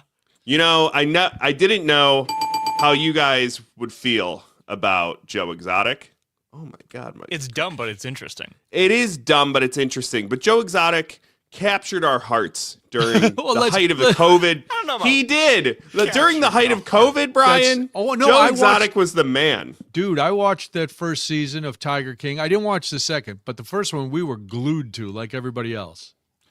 The Tiger King, Joe Exotic, has been thrown into solitary confinement in prison. Oh my God. Allegedly for social media posts. Really? The Tiger King's... Yeah, oh yeah. Hold on. I'm going to get to it. The Tiger King's Joe Exotic's attorney, Peter Tickton, tells TMZ that Joe has been placed in the special housing unit at his federal prison in Texas since last week. He goes on to say Joe was disciplined after social media posts were shared online on his behalf because he can't post them himself. Wow. Though it's right now, we're not sure if there was a specific message that pissed off the warden. I think of like Shawshank Redemption. Like what made them mad, but it's actually hilarious that Joe Exotic is getting somebody to post for him on the down low. It's probably him still begging Trump for a pardon. Which I can't believe. You know what? You pardon everybody else. You couldn't pardon Yeah. Joe Exotic, You the got to Tiger throw King. into Joe Exotic. Come on. That is the craziest story. All right. Moving on. Hollywood director admits that he's wrong for trying to change this popular movie's ending. Oh, yeah, that's interesting. I want to stay on this. I like movies. All right, I'm going Frank, to let's hear it stay. anyway. I'm going to stay because I think Brian's going to like this one. Jon Favreau has admitted that he was wrong for trying to convince the Russo brothers to change the ending of Avengers Endgame. Really? Now, spoiler alert, and if you haven't seen Endgame by now, it's your own fault. Yeah, that's... But Tony Stark, a.k.a. Iron Man, dies at the end, and Jon Favreau, who started the Iron Man franchise and basically the entire Marvel Cinematic Universe, felt like that was his baby, right? Yeah. And you have another director going in and killing him at the end of the movie. So he was really heartbroken about it. So he was on Jimmy Kimmel and said, I talked to the Russos. I said, I don't know if people are going to I don't know. It's really going to impact people because they were kids that grew up with the Iron Man character. He said, but I have to tell you, it was handled so well by them. And Gwyneth Paltrow and Robert Downey Jr. did such a wonderful job acting, and I think it added poignancy to it. They did a wonderful job. I was wrong. Brian, looking back on it, do you think it was the right decision to kill off Iron Man? Yes, because if you look, Iron Man dies, Captain America goes on and ages and has his ending. It was the end of that chapter of the Marvel Universe. So Kind of. yes, I think it was the exact right decision. I thought the movie ended great. I am in agreement with Jon Favreau that he was wrong. So yeah, I mean, I grew up reading Iron Man comics and Avengers comics, and the whole thing was very close to my heart. And that movie killed me at the end with Captain America sitting on the bench, and I was devastated. I walked out of the theater numb. Oh yeah, you're a big Captain America guy. Yeah, and Iron Man, when Iron Man died, I was I couldn't believe it. I was like, oh my God, it was but they made. Did you have the same thought every other masculine man sitting in the theater had? Was, oh my God, am I really gonna cry at the end of this movie? I said, yeah, it's a Am I getting superhero choked movie. up? Yep. No, but then I was like, well, these characters I have been part of my life since I was a little kid, riding my bike to White Hen to buy the comic books. So yes, Frank, another great job. Thank you. Tomorrow we'll do the same thing. 7:20 every morning we play Swipe or Stay. When we come back, will you be watching the draft tonight? A lot of football news next on Daybreak.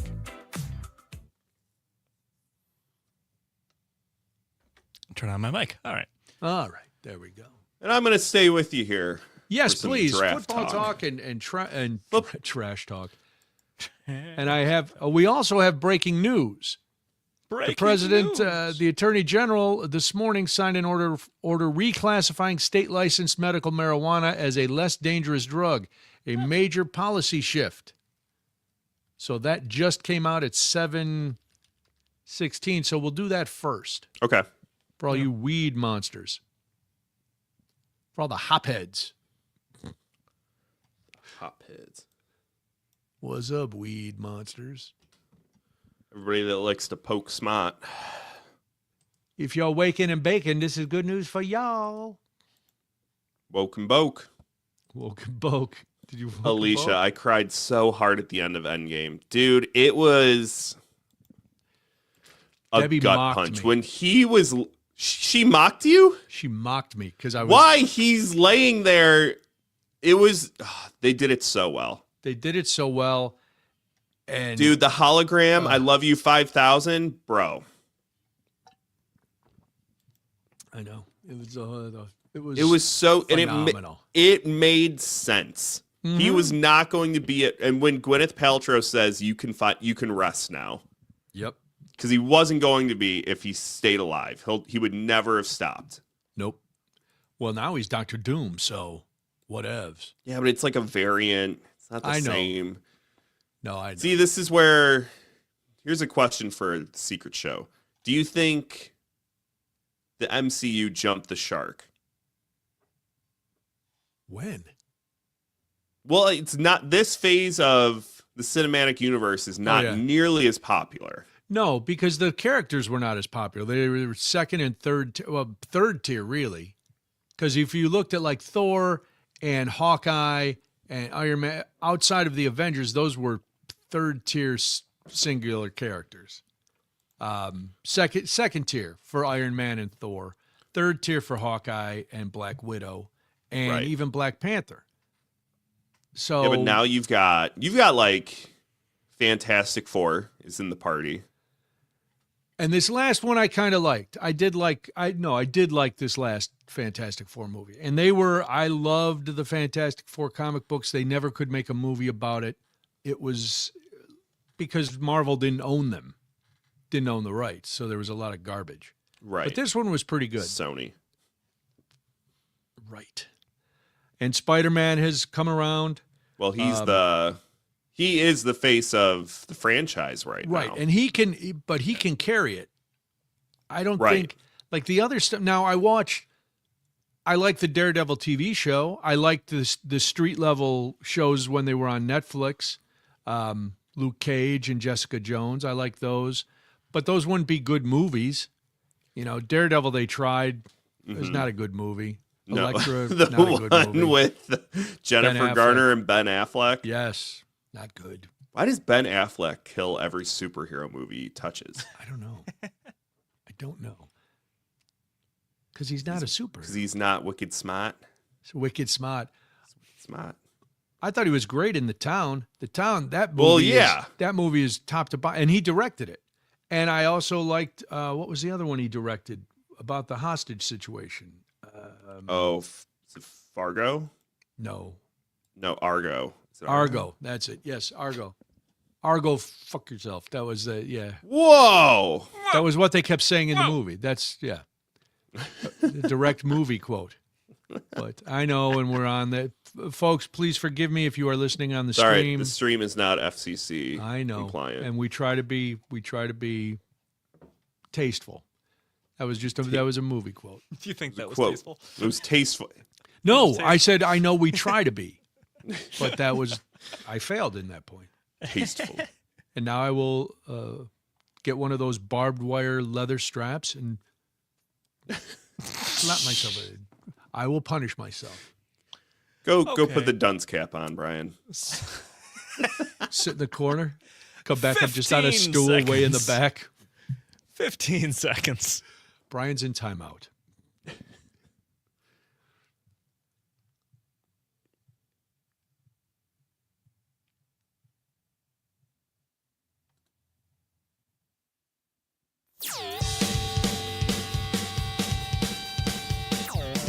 local news, community stories, and the conversations that matter most. Now, more Daybreak with Brian and Jamie. Good morning. Welcome back to Daybreak. I am Brian Noonan. Jamie will be back with us on Monday. 855-75-CIVIC, 855-752-4842. Got two topics on the table. One is breaking news that we are going to get to, and I want to get your reaction to a reclassification of cannabis on the federal level. If you are an aficionado, this could be good news. Going to be good news across the country, but it may also lead to good news here in Wisconsin. So this coming out about 10 minutes ago, 15 minutes ago, President Trump's acting attorney general this morning signed an order reclassifying state-licensed medical marijuana as a less dangerous drug, a major policy shift long sought by activists who said cannabis should never have been treated like heroin by the federal government. The order signed by Todd Blanche does not legalize marijuana for medical or recreational use under U.S. law, but it does change the way it is regulated, shifting licensed medical marijuana from Schedule 1, reserved for drugs without medical use and with high potential for abuse, to the less strictly regulated Schedule 3. It also gives licensed medical marijuana operators a major tax breaks and eases some barriers to researching cannabis. So that is good news because just for on a medical marijuana basis, we have seen the positive effects that cannabis can have on cancer patients, on all different kinds of people with pain, arthritis, everything. So this is a long time coming. And again, I will take the win, but I also, being cynical as I am, look at this and say, another attempt to curry favor with certain voters prior to the midterms. But no matter what it is, people will see through any sort of duplicitousness and say that this is good news for people who need cannabis to manage their pain and help them with the horrible diseases that they're dealing with. So there you go. We'll keep you updated if anything changes on that throughout the morning. But let's turn our attention to the NFL, especially the green and gold, the Green Bay Packers. The draft, the NFL draft starts today. Now, the Packers will not be picking until tomorrow, but a lot going on today. And we'll start with bad news. It's not draft related, but it is 100% Packers related. Lovell Ives, the influential University of Wisconsin Green Bay music professor, whose reach in the community spanned Green Bay Packers games at Lambeau Field to the CP Telethon, has died. He passed away April 11th at his home in Rib Lake. He was 97. He was an instrumental member of the music faculty at the university. And the biggest deal is, of all the accomplishments in his life, one of his greatest was creating and composing the tune Go Pack Go. Do you have some of that, Parker? Give me a second. I thought you'd be all ready. 100% will. Sorry, I was looking at the NFL theme musics. Oh, we don't. Yeah. So he loved being a part of the organization. He was so proud to give that gift, according to his obituary. He also led the UWG, University of Wisconsin Green Bay Marching Band, and composed the school's Phoenix Fight song and its hymn-like alma mater. But Go Pack Go is the one that everybody knows.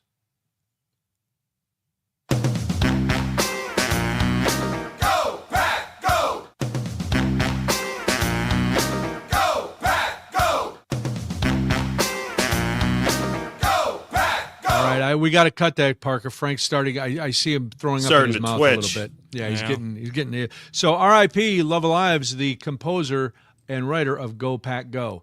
Lyrically, not a stretch, but it does. It's very good. And I'm not. It caught on, Brian. It did catch on. And it is a sad day, but his music and Go Pack Go will live on forever. So that's good news. Anyway, all right.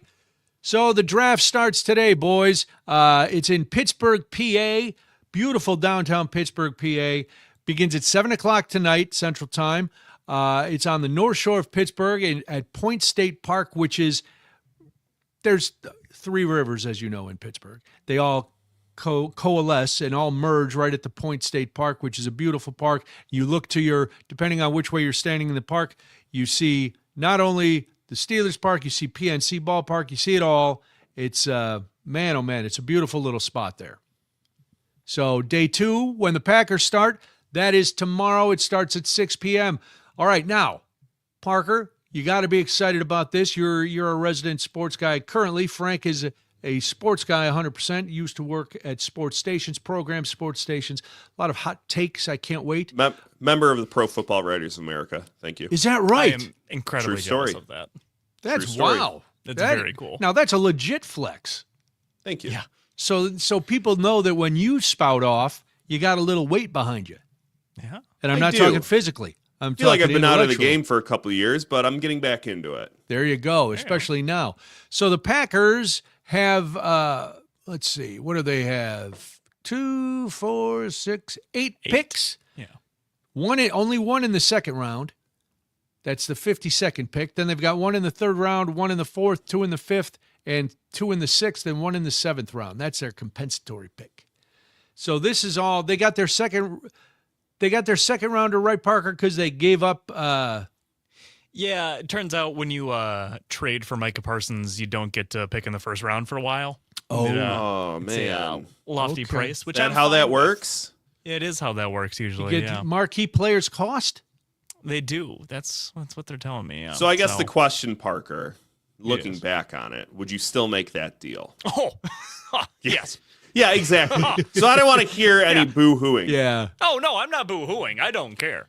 I'm just saying. That's the But price. Parker, since you're the Packers fan, Yeah, you're and the I would, Packers guy. I would ask this question to everybody, 855-752-4842 or 855-75-CIVIC. What is on your wish list for this Packers team? We're at the NFL draft. Obviously, they don't have a first-round pick, but they do have 8 picks in total. They can still make some trades. Is there anything that's high on your wish list? And Parker, I would go with you first, since you're obligated to speak on this show. Yes. Oh, it's an obligation now. I don't know. Yep. What is high on your wish list for the Packers? I would definitely like to see. I don't have any names. I'm unfortunately sorry. That's about okay. that. Tomorrow. But I You would- can have names tomorrow. I definitely want to see some kind of reinforcement to the defensive line, but I think cornerback is the place that the Packers will really focus. Kind of bread and butter for the Packers that need a cornerback that's kind of a tale old as time, it feels. Yeah. Well, and I think part of that is when you look at the quarterbacks around the division, you've got Caleb Williams who's coming into his own. Yes, he is. You've got 9 out in Minnesota. 9. Look out for him. Good old JJ McCarthy. I'm just kidding. JJ McCarthy, what a guy. Yeah. But you also have Jared Goff, who's no slouch. And I know we like to make fun of the Lions, but Jared Goff and the Lions have been scary outside of last year, and I still think they can be a good team. Yeah, they definitely have. And we just got a text from Chris in Waterloo talking about both the O-line and D-line. Maybe a running back is what the Packers should be going for. 100% agree. Offensive line could always use a little bit of help. That is also a very Packers thing to do. That was going to be my suggestion, because over the last number of years working in Wisconsin and following the Packers more regularly than I ever thought I would, the O-line is always a concern because people are always getting hurt. It's the same concern pretty much every team has. I know the Bears have that same concern. Last year their O-line looked a little better, but the offensive line, you gotta protect your quarterback. You just have to. Yeah, I mean, I look at offensive linemen like I view relief pitchers in baseball, where it's like if you ask every single team, their answer is, yeah, we just got to strengthen up the bullpen for our late postseason run. Right. And that's no matter what team you talk to. Any fan of any team, they're like, yeah, once our bullpen really comes into their own. It's the same thing with offensive linemen. Yeah. You need depth. I mean, these are guys that are getting hit every single play. You get your ankles rolled up on. Yep. Injuries happen all the time. Well, we're going to O-line talk. depth is so key. Mike Clemens is going to join us tomorrow morning at 8:30, and we're going to talk about the first picks for the Packers, or the first pick for the Packers, which is happening tomorrow night. We'll talk some more X's and O's about the draft, but I have to. This is exciting for me as a second generation Irishman. Ireland is going to play a huge part in the Packers draft this week. weekend in Pittsburgh because the Packers International Fan of the Year, Stephen O'Brien, is from County Wicklow in Ireland, just like the Packers punter Daniel Whalen, also a native of County Wicklow. So the Irish are going to be well represented because,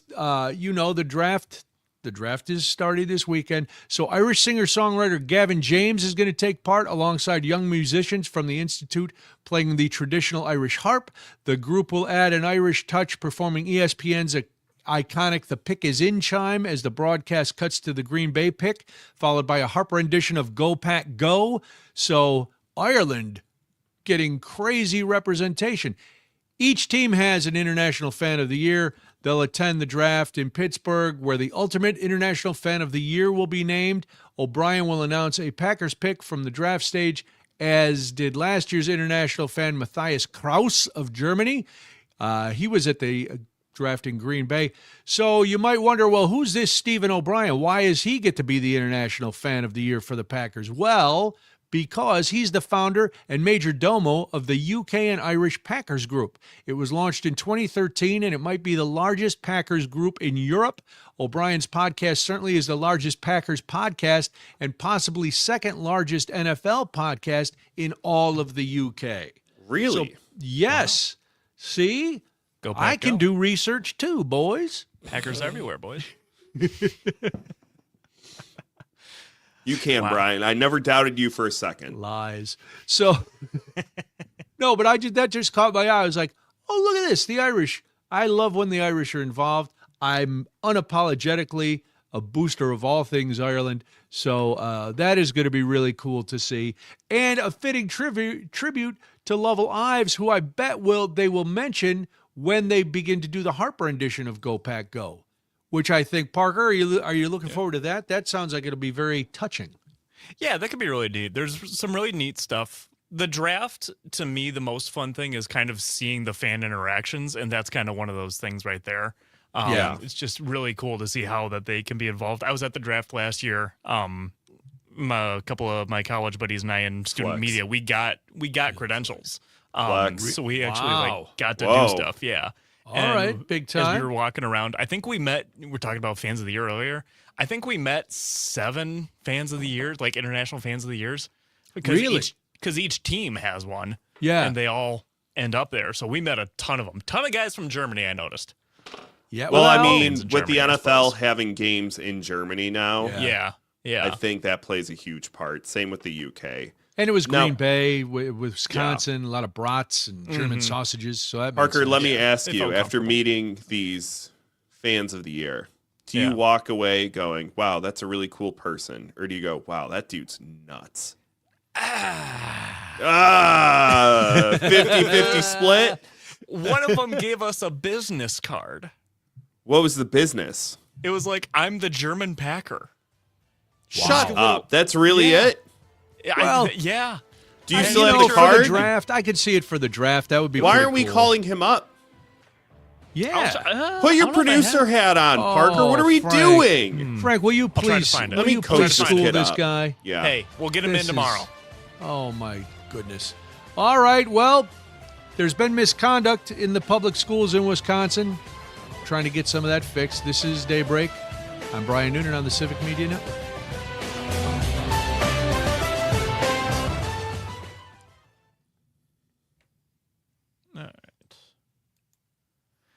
Yeah, all right. Let me see if I have that card. That would be great. I totally forgot about that until right now. Because he's going to be in Pittsburgh. Yeah, probably. Yeah, they're all going there. If I don't have it, I know my buddy does. Parker, you know how I joke to Jamie and say, can you take your host hat off or put your host hat on and take your Civic Media or your network manager hat on and off? Yeah. These two can take their hats on and off. Yours and I, they always stay on. I have to At wear all both, times. technically. What, Brian? I have to wear both. You do? I do, and I enjoy them. I enjoy both my hats. Yeah, Parker, man, come on, brother. Dog. That would have had we not had to chastise you if you had just come in today and said, Hey, guys, I contacted last year's International Fan of the Year from Germany. The He's German joining us Packer. tomorrow. The German I'd have been like, damn, Frank, you best watch yourself. I know. Because this boy's coming for your job. Headhunter over here. Yeah, but now we gotta steal your job. we gotta Let me berate text- him. Let me text Gabe real quick. Gabe, come on. Gabe, you better come through. Somebody better come through. All right, tomorrow's looking solid so far. Well, Germans? Forget it. He's rolling. That's all was I it think over of. when the Germans became the Packers International Fan of the Year? Hell no. Germans. And it's not over now.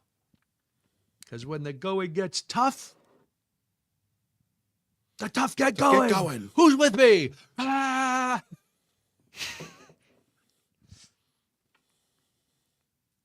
Parker, I can't wait to send you to do man on the street stuff for move-in weekend at UW. Oh God. I may come up and join you for it. I think it'd be fun. You think? Really? Yeah, 'Cause I look feel up. like Moving up- day is one of the worst days ever. Moving days are the worst. You are Look up- correct. Look up Conan O'Brien's bit that he did in like the 90s where he was doing a college move-in day. It's hilarious. We inducted Conan into the Hall of Fame a couple of years ago.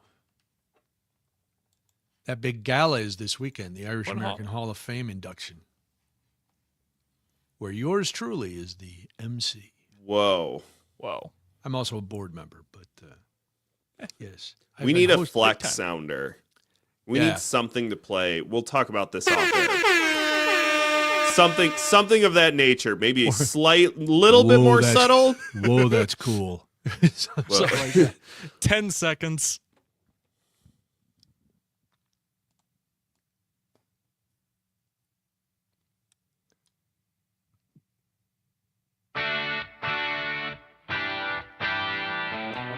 Local voices, statewide impact.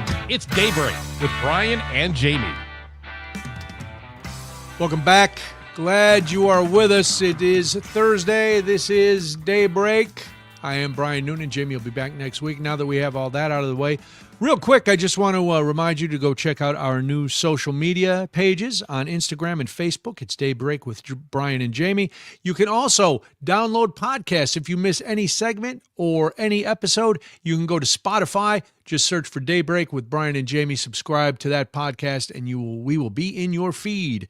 And then we will be in your head. So do that and download the free Civic Media app, because that'll allow you to take us everywhere. There's all the things that make us accessible, and we appreciate you doing all of them and taking us along or just following and telling your friends about the show. We've seen a lot of and heard a lot of reports in recent years about sexual misconduct in schools. We've heard about them in Wisconsin. We've heard about them across the country, and it's troubling that we're hearing more stories. But on the flip side, it's good that things are being reported and people are being held accountable. Well, that's kind of what happened on Capitol Hill, or at the state capitol yesterday. Senator Steve Nass was pressing Superintendent Jill Underly on how she planned to address educator sexual misconduct and grooming in Wisconsin. He said to her, "You've been in office about 4.5 years." He's a Republican, of course, from Whitewater. He told her during a public hearing last fall, without that the Cap Times article, I don't think we'd be here today. Legislator called the hearing with Underly 3 weeks after the Capital Times revealed the Department of Public Instruction investigated more than 200 educators accused of sexual misconduct and grooming. That is astonishing that many reports. The reporting showed the department fell short of investigative steps and transparency measures that abuse prevention advocates say would better protect children.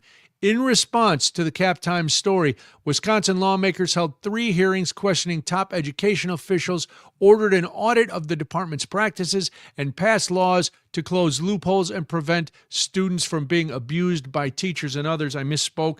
The hearing was not yesterday. The hearings were in the fall, but they led to this, and this was all a result of reporting in the Cap Times. This is what responsible journalism and investigative journalism looks like. It shines a light on issues and then results in action from that. And so congrats to the Cap Times on this story. So here are some of the new laws that passed because of their reporting. And this is an example of not being afraid to go where people don't want you to go. I'm sure the Department of Public Education did not want all of this out in the open. Not that they were covering it up, but just that they were dealing with it. But because it came to light, these laws came into effect. Criminalizing grooming a child for sexual activity, which I can't believe was not a crime prior to that. Requiring schools to adopt policies on appropriate communication and to train staff on recognizing grooming. Ban schools from entering into non-disclosure agreements with employees investigated for misconduct. Require the Department of Public Instruction to maintain an online searchable database that shows the outcomes of misconduct investigations and identifies educators who lost their licenses. These are all good. State Representative Amanda Nadusky, she's a Republican from Pleasant Prairie, authored 3 of the bills signed by the governor, said the Cap Times reporting on educator misconduct proved absolutely critical to getting these bills over the finish line. Yes, because now it is not a partisan issue. It is a child safety issue. It is a public safety issue, which everybody should be able to get behind. But sometimes we don't know about those issues until there is strong reporting from a place like the Cap Times. Jill Underly backed some of the proposals, like defining grooming in the state law, while defending the Department of Public Instruction's work investigating misconduct. She vowed to increase transparency and began publishing more information about educators who lost their licenses before lawmakers mandated those disclosures. Yeah, you should be able, if you are a school district, anywhere in the state or anywhere in the country, quite frankly, to be able to look up a database. Now, if somebody... No, I'm not going to qualify it. If you've lost your license for one of these reasons, you deserve always to have that follow you. I never want you back in a school. If you have been found guilty of one of these crimes, if you're grooming, if you're having inappropriate conversations, if you're, God forbid, having inappropriate contact with a student, you should never be allowed to teach again. And you should never be allowed to mislead another district just because they can't check. Because we all know, if somebody calls for references, you can't actually say, no, Parker was a horrible employee because, one time he unplugged the board and then he flipped the host off during a broadcast. We can't say any of that. Can't say it. We can just say, yes, Parker worked at Civic Media from this date to this date. That's all they can say. Well, now you can't hide. And I don't want these people to be able to hide. If you have a child, you obviously don't want anything to happen to them. And if you're a teacher, all the teachers I've met, all the teachers I've worked with want nothing but the best for their students. Can the kids be annoying sometimes? Yes, and teachers are human, but they have no tolerance for inappropriate behavior. And so I think the people who perpetrate those heinous acts need to be uncovered and exposed and never let in a school building again. So good for them. If you are listening on WMDX, I'm sorry, but you have to go. Not my choice. I'd love you to stay. And you can stay. You can go to YouTube. You can go to Facebook.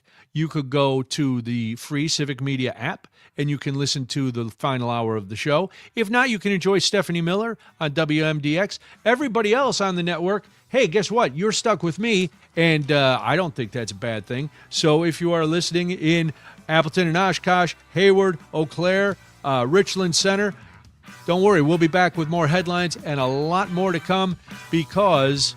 as I watch the clock so Parker doesn't yell at me, this is Daybreak. I'm Brian Noonan, and this is the Civic Media Network.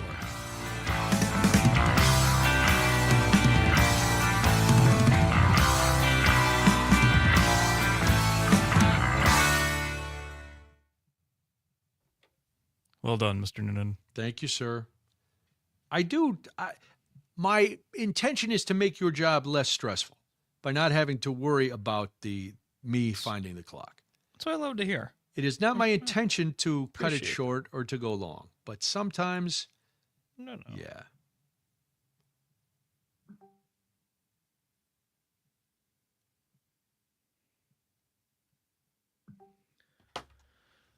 All right. Bump, bump, bump.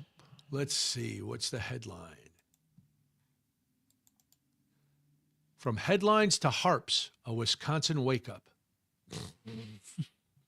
A whirlwind of topics. There's the whirlwind. Yeah, you There's got to have usually a a whirlwind of whirlwind. topics. Geopolitical negotiations. Wow. Oh, yeah. Local Wisconsin news. Big story. Oh, I bring some levity with some discussions on the upcoming Mifflin Street block party. In entertainment, there's a nod to Ticketmaster's crackdown on scalpers and a Joe Exotic prison update. Oh, but it doesn't mention anything about the teachers. Oh, where now in the first one it does. Okay.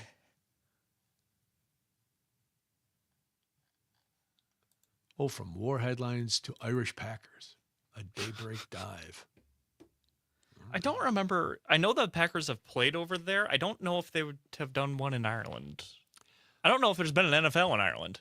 There has been an NFL Has in there? Ireland. Okay. I thought there was. It was, I'm trying to remember because it was funny. When we went to Ireland, we got there on a Thursday, I think, and there was a game. I want to say it was Seattle and the Raiders. Would that be right?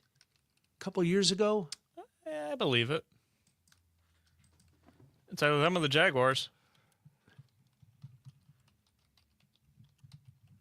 The Jaguars were like half considering moving there. Okay.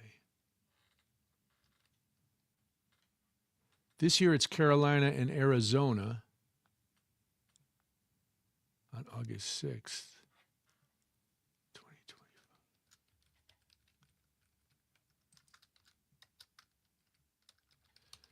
Yeah, 22. Last year it was the Vikings and the Steelers.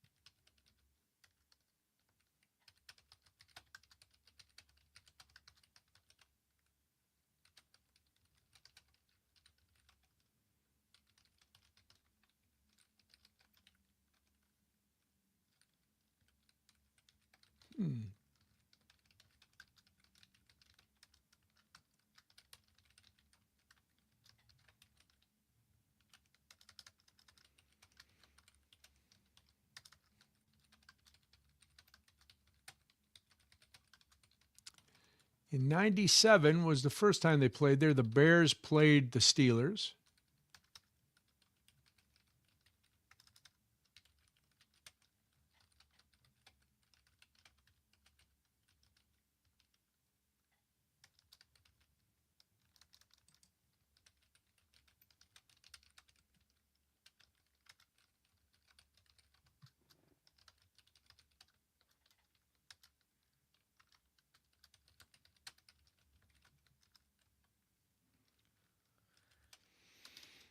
What do you want to talk to the German Packer about? Being an international fan of the year? Being an international fan of the year. What's the vibe in Pittsburgh? But yeah, how did he become such a Packer super fan? What was it like? What was the process to become fan of the year, international fan of the year? Mm-hmm. Wow, wow.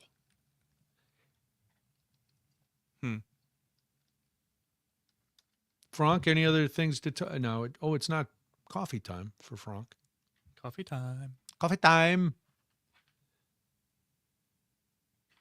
He was Germany's fan of the year in 2023. Okay. Yeah. So not an international fan, and not an international fan of the year, but the German fan of the year. The German fan of the year. Oh, international is all of them. So he was German. Yeah. He was Yep. Germany's Packer fan of the year. Yep. He So happened each to be team- a Packer yeah, fan. who happened to be a I don't Packer. know if there's each team gets one from each country. It sounded in the story I read. It sounded like it. Hold on. Let's go Okay. back. Let's go back. Can fact check that a little more. Each NFL team names an international fan of the year. They'll attend the draft in Pittsburgh, where the ultimate international fan of the year is named.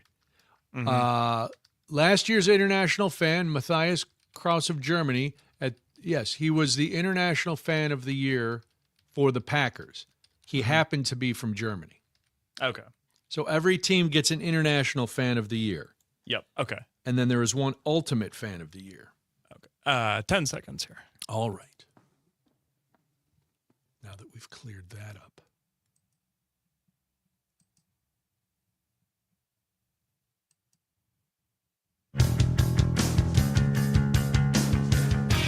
Across the state of Wisconsin, Daybreak with Brian and Jamie is back. Welcome to the third hour of the show. Glad you finally made it. If you've been here the whole time, wow, you are dedicated and we appreciate it. Hello to everybody watching on the stream as well. You can always do that if you want to see what Parker, Frank, Jamie, and myself look like while we're doing this broadcast. You can always go to YouTube and check it out, or watch it on Facebook and make sure you go to the Facebook page, Daybreak with Brian and Jamie. That's also our Instagram handle. So we start at the top of the hour with some headlines. Let's go to headlines from the war. Starting things off, the Islamic Republic said it fired on 3 outbound ships and seized 2, calling it retaliation for the American naval blockade of Iranian ports and for the U.S. firing on and seizing an Iranian ship that did not stop when hailed by a vessel enforcing the blockade. The attacks unfolded just a day after President Trump said he would extend the 2-week ceasefire with Iran. Of course, as we mentioned before, that is an open-ended halt to the extending of the ceasefire. We don't know. He's extending everything, but we don't have an end time, so we'll see what happens. In southern Lebanon, 3 separate Israeli strikes killed at least 6 people and wounded others, according to local authorities. Israel denied carrying out one of the strikes and did not immediately comment on the others. The attacks came as Israeli and Lebanese ambassadors prepared for a new meeting Thursday in Washington toward extending a fragile 10-day ceasefire that began last week. That 10-day ceasefire, of course, between Israel and Lebanon. Finally, the U.S. Senate voted against a Democratic attempt to halt Trump's war in Iran, rejecting the resolution 46-51 yesterday, as Republicans in Congress have largely backed Trump's military efforts. It was the 5th time this year that the Senate voted to cede its war powers to the president in a conflict that Democrats say is illegal and unjustified. No surprise there. For the most part, the Senate and the House will do whatever the president says until November. He said, fingers crossed, and I think a lot of people are agreeing. Even Republicans are starting to come around to, he might not know what he's doing.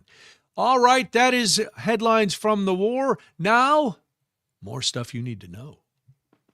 It's a wake-up call in more ways than one. Time for some you need to know.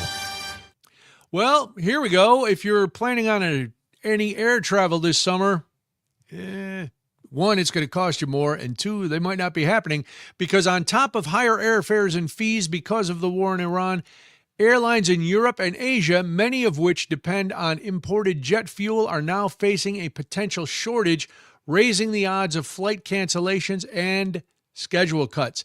The U.S. right now is in no immediate danger of running out of jet fuel, but the global shortage is driving up fuel prices for U.S. carriers. They're cutting back on cheap airfares and less profitable flights, a move that's likely to drive up airfares for U.S. travelers, particularly in the summer months. Well, there goes your vacation, Parker. Even if the U.S. and Iran reach a deal to reopen the Strait of Hormuz today, the die is cast for summer travel. Airlines are planning routes and setting airfares months in the future. United, for example, has cut its previously planned schedule by about 5% over the next 6 months. Airlines, and you and I, likely won't see any relief until deep into the summer, if at all. That's because it'll take months to resume normal supplies of oil and jet fuel. It's going to take until at least July, said Matt Smith. He's head U.S. analyst at energy consulting firm Kepler. And even that may be optimistic at this point. Fuel is the second largest cost for airlines, just behind labor. A single-aisle commercial jet burns roughly 800 gallons of jet fuel an hour. Wide bodies generally burn even more. The four largest U.S. airlines, United, American, Delta, and Southwest, spend about $100 million a day on average among them on fuel. That was last year's cost.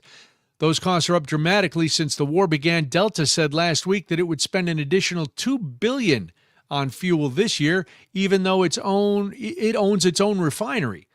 United could spend an extra $11 billion on fuel this year if things stay the way they are. So, another cost of doing business with a war of choice. This story bothers me a little bit, Parker, and I think you'll know why. Texas can now require the Ten Commandments to be displayed in public schools. That based on a U.S. appeals court ruling yesterday in a victory for conservatives who have long sought to incorporate more religion into the classrooms. A 9-8 decision by the Fifth U.S. Circuit Court of Appeals delivered a boost to backers of similar laws in Arkansas and Louisiana. Opponents have argued that hanging the Ten Commandments in classroom proselytizes to students and amounts to religious indoctrination by the government. Yes, public schools are not religious schools. If you have a private school, you can put the Ten Commandments up, you can put religious verses up, you can do whatever. But public schools are public, which means you are going to have students from every religion and students with no religion.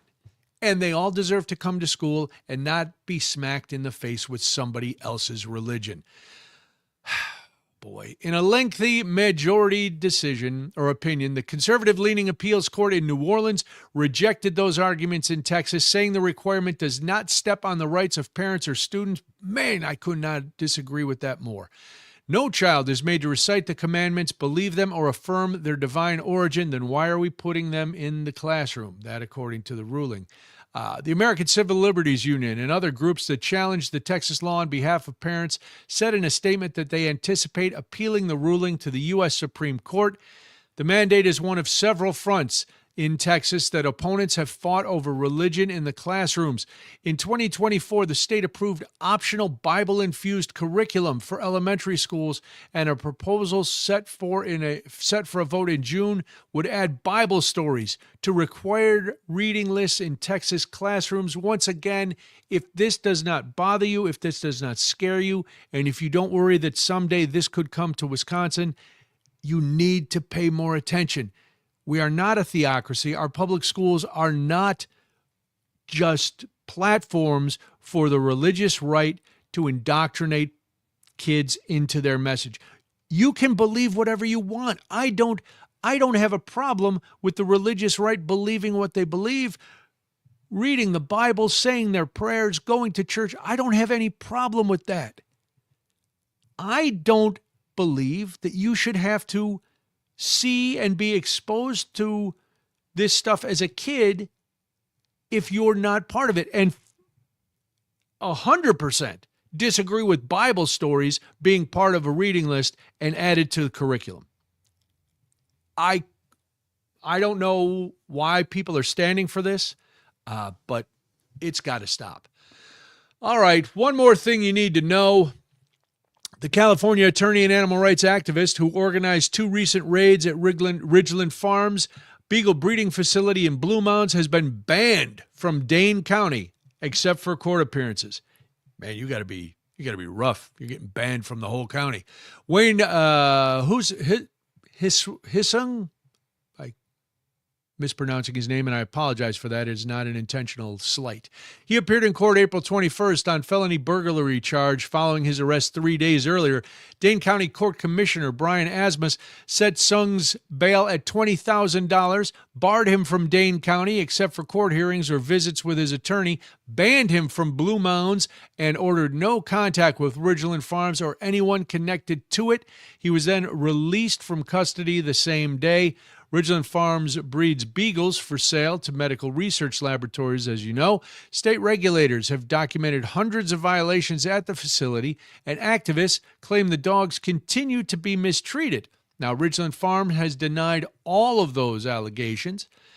Saturday, about 1,000 activists descended on the property in an organized effort to enter and remove the dogs. Sung and four co-defendants had been in custody since the weekend before appearing in court on Tuesday. He and co-defendants Melanie Briano, Adita Swami, Michelle Lunsky, and Dean Rozowski are each charged with felony burglary as party to a crime, a Class F felony carrying a maximum penalty of 12 years and 6 months in prison, or a $25,000 fine. So this story is not going away, but man, I've been tossed out of a bar. I've never been tossed out of a county. You got to do some work to get thrown out of a county. That's crazy. Let's go back, and I want to open this to you too, since we don't usually do this during stuff you need to know. But this Texas case really bothers me. And I'm wondering at 855-75-CIVIC, 855-752-4842, how do you feel about, now I know it's just Texas, but it's also Arkansas and Louisiana. How do you feel about the Ten Commandments and other religious messages being part of a public school's curriculum? Again, this is public school. This is not private school. So I would love to hear from you on this, because the more we allow this to happen, the more we just shrug and say, well, that's somewhere else. Or, oh, that could never happen in Wisconsin. Or, you know what, maybe people need a little more God in their lives. It will continue to spread, because once courts empower these groups to do this kind of thing, they are empowered, and they will keep going. And I talked about this the other day with wrapping yourselves in Christianity and this is because the big Bible reading was last night. Parker, I know you were paying attention. Did you listen to the president and all the other Republicans read the Bible on America Reads the Bible Day? I am afraid not, no. I didn't either, because I don't think that's the place for the Bible. I don't think we need to be, I don't even think, to be honest, I don't even know why we get sworn in on the Bible, but I know we still have that. We were founded as a Christian nation, and in God we trust on our money, and there's that part of things, but that's fine. We also have the separation of church and state, which I know people throw around, and it does mean that the government will not impose one religion on the country. And if you're watching, that is exactly what's happening. From Pete Hegseth imploring God's name and making the war about a righteous religious cause, from Trump supporters who equate him with Jesus, to the president himself putting out a meme of himself as Jesus role-playing as a doctor. I guess that was his excuse. I'm not completely sure. All of these things are leading us toward the nationalization of one religion. And this country is not one religion. This country is made up of fine people of all religions and fine people of no religion. I have to put those people in there too. If you're an atheist, if you're an agnostic, you have a right not to be bludgeoned with a religion that you don't believe in. If you're Muslim and your kids go to public school, they shouldn't have to see the Ten Commandments. It's not the place. You can talk to them about different religions. As they get older, they will meet people of different religions, and hopefully they are open-minded enough to have discussions and say, oh, I've never, I practice Islam. What do you, oh, I'm a Catholic or I'm a Christian. Oh, and they talk about the differences and similarities. Because really, the main similarity is treat other people with respect. Be a good person. I mean, if you broke down all religion, it comes to that. It's all the surrounding stuff that gets in the way. It's the pomp, it's the pageantry, it's the exclusion of that. Julie from Wausau chimes in. Thank you, Julie. Public schools are not Sunday schools. I find the loudest Christians are the biggest hypocrites. It does tend to go that way, Julie. I will agree. Thank you for the call. When we come back, oh my gosh, should public schools, or should college admissions rather, get rid of test scores? We'll find out. I'm Brian Noonan. This is Daybreak on the Civic Media Network.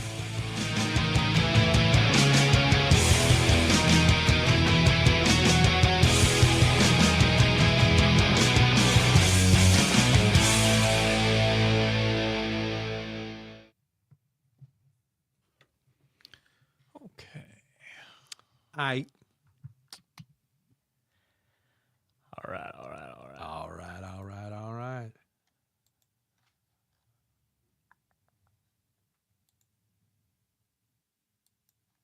I was gonna offer help on that name and the animal rights Yeah. thing, but I would have been as useless. Okay. So Yeah, I read it yesterday and I was like, oh, I got to look at it. And I forgot to look it up.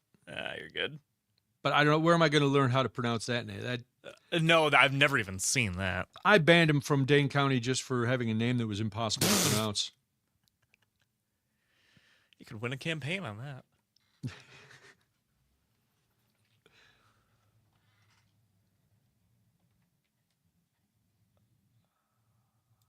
Test scores. Oh boy. I had a weird timing with test scores because I took my ACT before COVID started. Okay. But then COVID started within a month or so. So I had the test scores. Okay. But the schools didn't require them because not everyone had had the chance yet to take it. So. Yeah, and I mean, I had to take them. I had to take both. Well, I took both, the ACT and the SAT. And I don't know. I mean, it seems, and I don't want to do the show now. We'll do it after, but yeah. So we got things to talk about. Are we at 8:30 already? Almost, yeah. Almost 8:22, 30. 8:22. All right. I'm thinking 8:35. That's primed for interaction, but I don't. Based on this morning. Yeah. I don't know. Our numbers have been good. Our numbers have been good on the live stream. Those are the words I was trying to say. Thank you, live stream, for that. We like good numbers. We've got about 15 seconds. Okay. I'm here.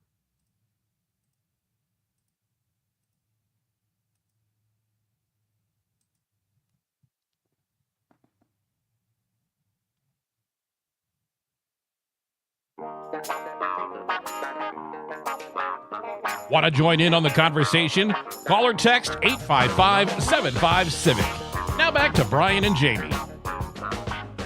If you have a student who is in junior year of high school, they may be taking the SATs, the ACTs, because they're getting ready to start making decisions to apply for colleges next year. If you have a student who's graduating from high school, they probably went through it. But are test scores really necessary? And should college admissions get rid of test scores altogether? That's what I want to know from you at 855-75-CIVIC, 855-752-4842. Parker, did you take the ACT, the SAT? I took the PSAT, the LSAT. I didn't take no. Just the ACT. I had a kind of weird timing though because I'm in the class that was affected by COVID. Mm-hmm. So I had my ACT right before COVID started. So I had test scores, and then colleges didn't require the scores though because not everyone had the chance to take the ACT quite yet when COVID hit. So. See, I went to a Jesuit high school where they imagined that all of our illustrious alums would be heading off to Ivy League schools. So I had to take both the ACT and the SAT. And those were, back in the day, or even as recently as my daughter, when she was going into college, it was a very big deal, your scores. She took her ACT 3 times. Now, here's the thing. She scored a 33, I think, the first time, which is smarty pants. Yeah. I wish it was my flex. It is not. Then she was trying to get to a 35 because 35 was the cutoff. She wanted to go to Notre Dame. So she got there. She had the ACT. She had the honors classes. She had all the grades. She's very smart. She gets it from her mother. I'm not so bold as to. Unfortunately, she gets her sense of humor and her ability to hold a grudge from me. But the smarts, thankfully, she got from her mom. That's good. Yeah. Well, the reason I bring this up is because the University of Wisconsin Board of Regents unanimously voted on Monday to continue a temporary test-optional admissions policy for current juniors slated to graduate from high school in the spring of 2027. Their admission applications open August 1st, 2026, and they will arrive on a UW campus in fall of 2027. These are the high school juniors. So this has obviously brought up, and it's nothing new because, as I said, UW has expanded this. So they've been doing this for a while.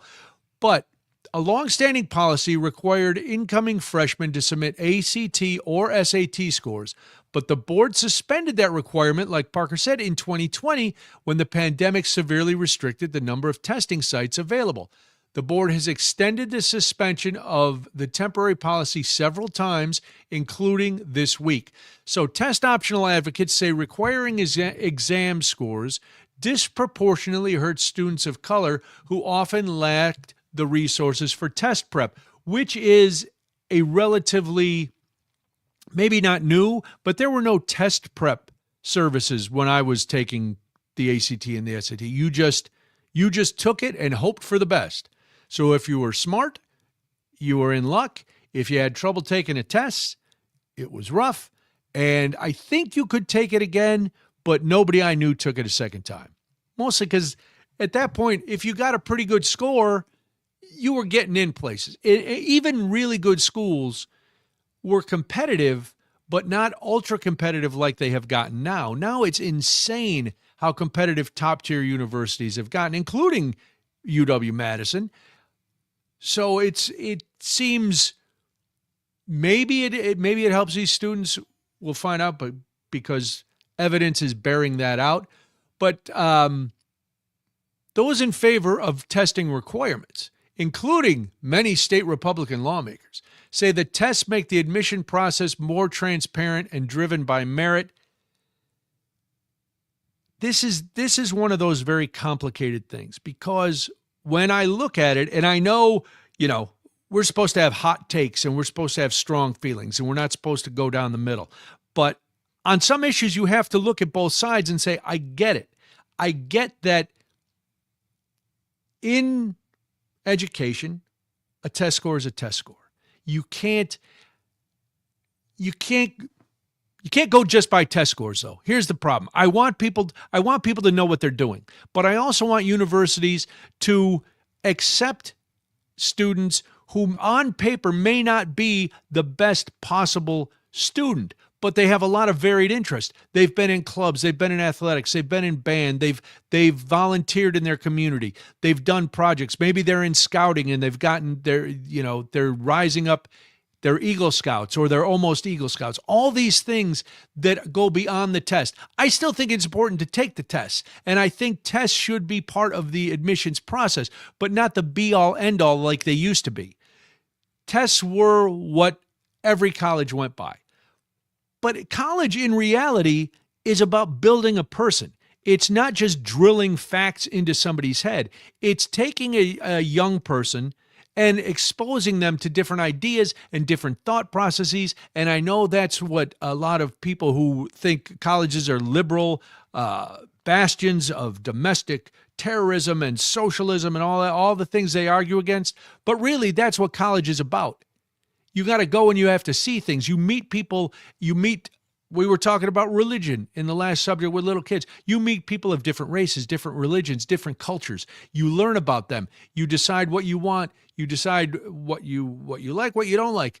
Well, most schools have remained test optional even as the pandemic has faded. Just two of the other Big Ten schools, Ohio State and Purdue, mandate test scores, and they both have seen double-digit percentage drops in admission applications. The UW system said in meeting materials. Illinois and Iowa are permanently test optional, while Michigan and Minnesota are largely test optional. Even before the test optional movement became mainstream, test scores were not a critical factor in the admissions process at most UW campuses, with the exception of UW-Madison. Most UW campuses admit nearly 95% of their applicants, and so this is a trend that is not going away. It's been around. It seems to be proving itself, and it is going to create more well-rounded students and more well-rounded citizens of the world. When we come back, what's your prediction for the future of America? It's Daybreak on the Civic Media Network. All right. All right. I know somebody who got denied by Eau Claire. Really? Isn't that impressive? Yeah, you got to be troublesome. Well, that's why one of the Molly originally wanted to go into sports marketing. Oh, okay. And so one of the schools that's really big on that is Ohio University.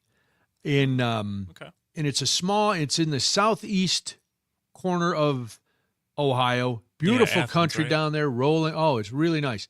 The Bobcats, ironically, since we just talked about Bobcats. I know. I was thinking that when you said Ohio. Yes.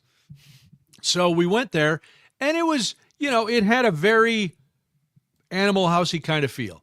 It's a small campus, kind of old. Only the Animal Housey in like the Faber town. It's a small college town. It was really cool. I liked it until we were in this big. Well, actually, I liked it until we went into the first meeting and they started talking because they were like, "Listen, don't worry if your kid doesn't have good scores or good grades. We'll find a way to get them in." And I was like, "Yeah, I want Molly to go to somewhere that's a little more selective." Well, we'll find a way to get them in is not quite. No, what I'm that's looking not. for. That doesn't Yeah. instill I don't confidence care all in a that much parent. about the scores, but yeah, Yeah, so fair. I was like, oh, so we just enjoyed the rest of the day walking around, taking a tour. A buddy of mine had gone there, so we went to a place he recommended for lunch and had sat in a bar and had a beer and had rented a cabin out in the country. It was beautiful. Can I translate that last thing for you? Yeah. We'll find a way to get your child in. We'll find a way to take your money. Oh, of course. We'll find a way. We'll find a way. I'm like, no, I want my kid to earn their way in. Also, two things. So what does your daughter do now? Now she works for an online company that she just changed jobs. Is something I don't forget. It's something to do with college admissions, actually, and working with the colleges and things like that. I don't know the exact job because she just, like I said, she just started. What was her degree? She has one degree in business and one degree in communication. So she's got a business administration degree from the business college and then a liberal arts degree. Let me tell you, somebody who got a 33 going to Ohio University for sports marketing, she's too smart for that. Yes. She was we way knew. too. You said that, and I went, no way. She ended up with a 35. That's how she got. Good God. That's how she got a scholarship. Did she not get into Notre Dame, or did she? She got waitlisted. Really? Yep. That's what happened to me with Madison. And some other kids from her school who didn't have the grades and stuff got in. And it's always how it goes. she found out she got waitlisted the day we got back from our Tulane visit. And she had said on the way back, well, if something happens with Notre Dame, I really want to go to Tulane. And she got waitlisted. She was crushed. I mean, because you did everything. You did everything right. She did. She on paper she was the perfect candidate. And then when my niece got into Notre Dame. Oh my God. Yeah. Damn. Yeah. But Molly ended up saying in the end, I always believed the kid goes where they're supposed to go. I completely agree. And especially after you graduate and you're like, yeah. Yeah. Did you have a good time? She learned a lot. She had experiences there that she wouldn't have, because she was miserable her first year with her roommate and stuff. If she had been in Notre Dame, she would have been home all the time. But she was down there. She was part of this cohort that she got into that spent the summer between her freshman and sophomore year in South America, because it was this international business cohort that only lets 13 people in a year, and she got in. And so it was. You know what else is cool about Tulane? It's not in South Bend, Indiana. Oh, dude. Yeah. South Bend sucks. I was able to fall in love with that city and 15 go seconds. back. South Bend does suck. It's South Bend's beautiful. 10 seconds. Parker, let me speak my piece. All right, goodbye.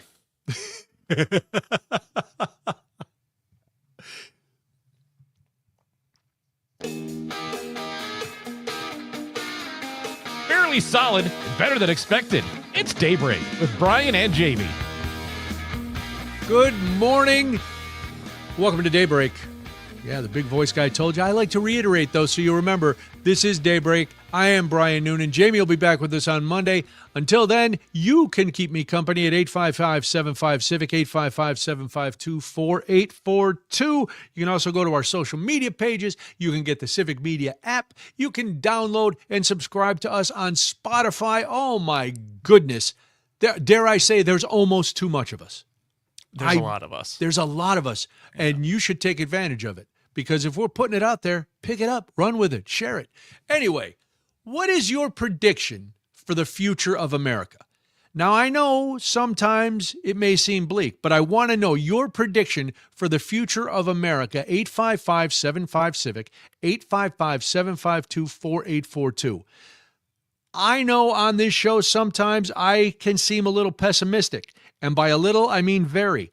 But it's because we're stuck in all the things that are happening now, and a lot of them, quite frankly, are not good. They are troubling, and so it's hard to look past the future. It's hard to look past November. It's hard to look past, it's hard to look to 2030 and wonder what will happen. It's hard to look past 2030 and 2040. What is the future of America? And the reason I'm asking you this is because Jenna Bush Hagen from the Today Show, she got that answer from our former living Presidents Clinton, Bush, and Obama. Clinton, Bush, Obama, and Biden all talked to her, and they revealed what they had as their prediction for the future of America. It is surprisingly good, I will say. We'll get into the specifics in a few minutes, but I don't know if everybody else is going to have as optimistic a look. But anyway, this was an exclusive to the Today Show. The former presidents each spoke individually with Jenna Bush Hager on April 21st in an interview at a private event in Philadelphia over the weekend called History Talks, which was hosted by the History Channel. So Joe Biden's 83, Barack Obama 64, President Clinton, Bill Clinton 79, and her father, George Bush, is also 79. So she talked to all of them. And during the conversation with Obama, she asked him whether he still feels the hope in the country that was once a driving principle of his historic presidential campaign in 2008. And he said, quote, "The first time I was on the national stage and I talked about hope, I reminded people hope is not blind optimism. Hope arises in the face of difficulty, in the face of uncertainty." That's the end of his quote. And boy, we are in that time now, right? We are dealing in times of uncertainty, and we are facing difficulties in this country. And I'm wondering if you're still hopeful. 855-752-4842, 855-75-CIVIC. So, again, she asked each of the former presidents what message they have for the American people ahead of the 250th anniversary of our nation's founding. That's right, this July 4th, it's America 250. And what did those presidents have to say? Well, here's some of it. President Obama, remember what's best in us. The basic principle upon which this country was founded, which is we don't have rulers, we don't have kings or monarchs or aristocracies, we have citizens. And if we hold true to that idea that we, the people, had been gifted this chance of self-government, if we pay attention to our responsibilities and our duties, and if we respect and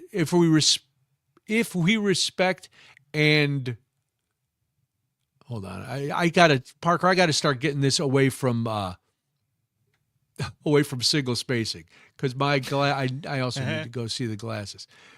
If we extend and respect thoughtfulness to our fellow citizens, even if we disagree with them, if we understand that part of this democratic project is to sort through our differences in peaceful legal ways, then I'm confident that we're going to have another 250-year run that's going to be just as good.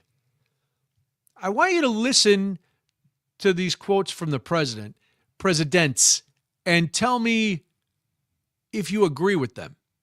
Because, again, I think all four of them were very optimistic. I don't know if they're just doing that so that we don't all fall apart. That's comforting. And just start crying like big babies, because things are tough. And we're I don't know, we're on the precipice. So what did President Clinton have to say about it? Well, he said, the country will survive as much by the process, by the freedom to speak, the freedom to vote, the freedom to be active in politics, as by any particular issue. And because it's like it is, compromise is essential. We're the most unique country in the world. This is what the President Biden then said. We are the most unique country in the world in the sense that we really do think democracy is dictated by the rule of the Constitution, and we do believe and we do well that all men are created equal. So now we've got the three former living Democratic presidents that came out, and they all gave very happy predictions for the future and instructions for all of us. And I will say, as a Democrat, these are really good instructions. And that is true. These are what we should believe. These are what we should be doing. Well, the only living former president is George Bush, Jenna Bush Hager's dad, who, you're welcome to go back. We can all go back and look at George Bush's presidency. Now, though, he's kind of stayed out of the spotlight. And in light of how the Republican Party is going now, George Bush is looked at through kind of a rose-colored hindsight, where we don't forget everything he did, but you look at him now and you go, all right, well, maybe he's more level-headed being out of office this long, and maybe what does he have to say? And what is your prediction?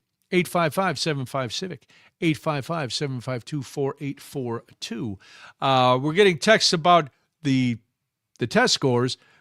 Let's talk about our predictions. So here is George W. Bush. This is his message, his prediction for America on the upcoming 250th birthday. My message is, consider yourself fortunate to be part of a great nation. Study our history so you can have a better sense of what the future will be like. And be a citizen, not a spectator. And by that I mean participate in the process, but also love a neighbor like you'd love a loved one.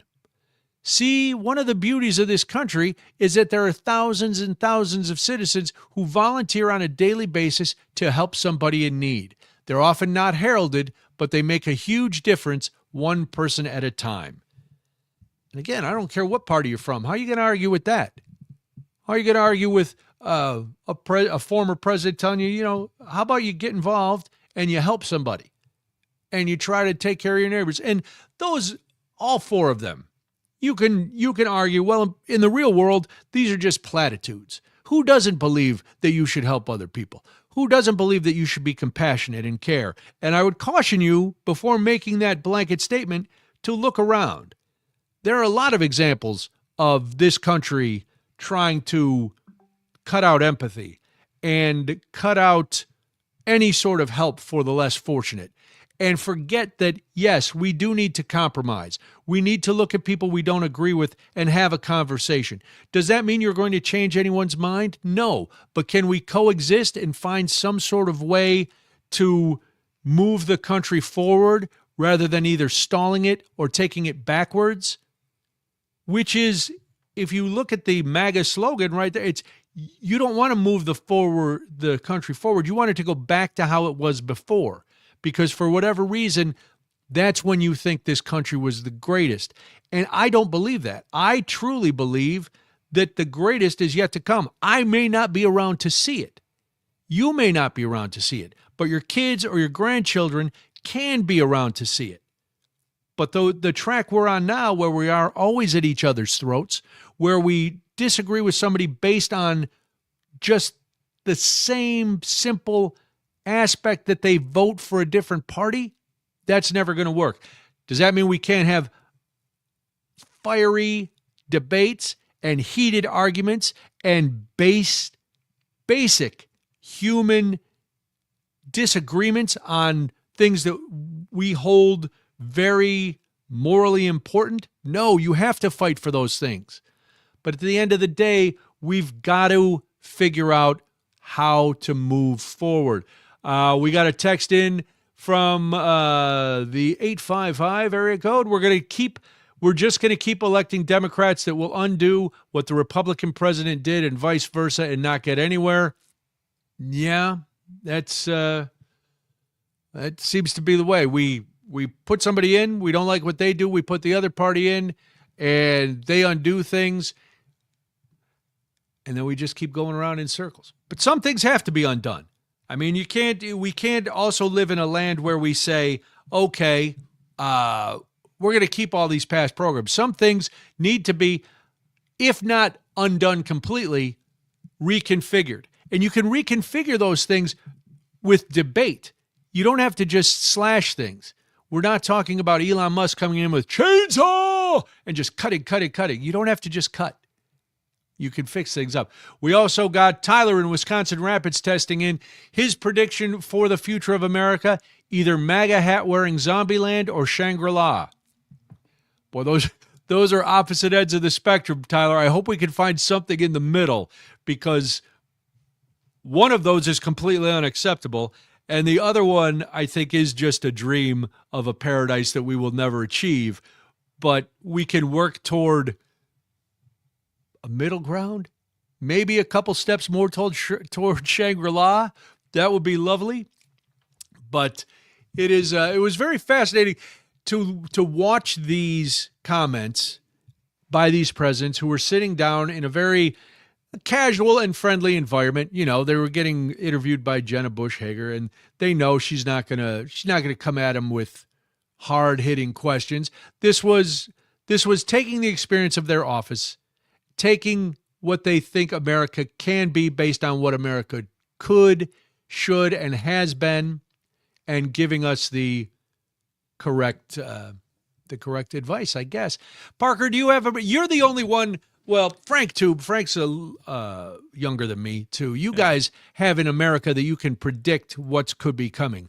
I will stay with some of my pessimistic thing. My hopefully pessimistic. That's where I'm going to be falling on this spectrum. I believe that with the right amount of work, we can get things done.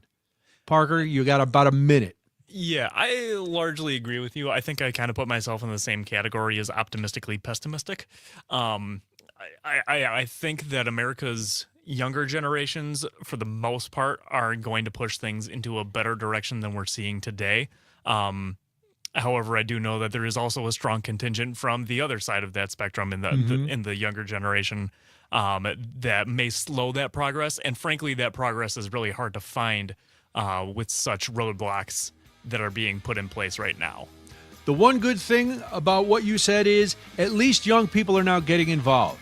Yes. And the more 100%. you're involved, the more change you can accomplish. So keep getting involved. Tell your kids, tell your grandkids, get them involved. When we come back, let's lighten it up. Your favorite game show.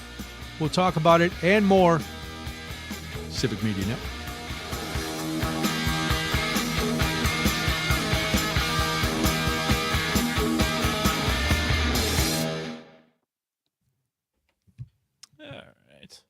And I bring up the game show for a very hyper-local reason. You do? Yeah. What am I going to do? Just come up with some bad talker? Hey, bud, what's your favorite radio? What's your favorite game show? You ever been on a game show? What are you doing? And yes, I have been on 3 game shows. Flex time. Wow. That's right. Which ones? I was on Greed on the Fox Network. That's how we bought our house in California. You was won? on... Huh? You I won then? I won 6 figures, baby. Oh, wow. Then I was on Russian Roulette on the Game Show Network, which was fun. I don't know if you know that show. Mm-mm. Picture a revolver, where the bullets go in a revolver. Yeah. Those were on a stage. You stood on a trap door. And if you got the answer wrong or someone challenged you, you pulled a lever and it would go. And if the light landed on you, the floor opened and you fell through the floor onto a giant mat with 4 Teamsters under there to catch you. I never fell through the floor, gentlemen. Oh, you didn't? No, of course I didn't. I've won every game show I've been on. Hold on. Are we talking about this in the break? Because I don't want to waste it all right now. Well, I have questions. we could talk about it a little. All Yeah. right. Yes. Were you a little upset that you didn't get to fall through the floor? Nope. Winner, chicken dinner, baby. When it was all over, you're like, hey, can I just... No. For fun. What was great For the was... experience. What was great was when it got down to like the final 2, the other contestant made some disparaging remark against me, and the whole crowd booed him. Oh. The whole crowd. Because one thing I know how to do is be bigger than life and likable. And I did that on every show, and I had won over this crowd because I'm aggressive, and it's fun when I'm getting the answers right and stuff. Right. But not in a nasty way. And this guy was a douche bro, and he tried to like make fun of me because of my size and stuff, and the audience booed him, and when he fell through the floor, they laughed and laughed. Now I want to... Yeah, I want to dig this up. I'm trying to. I know the greed one is not. I've tried to find that greed clip forever. Really? Yeah, and they had a website that had copies of every episode except ours. That's so it lists weird. that it was in there, and it lists who was on it. Yeah. But there was no video. Cuz I was on when it was before it had been picked up for a series. They were doing like an 8 or 10 an 8 episode pilot run. We got 15 seconds here. And it aired the night before Thanksgiving in 1999. A month after I moved to LA.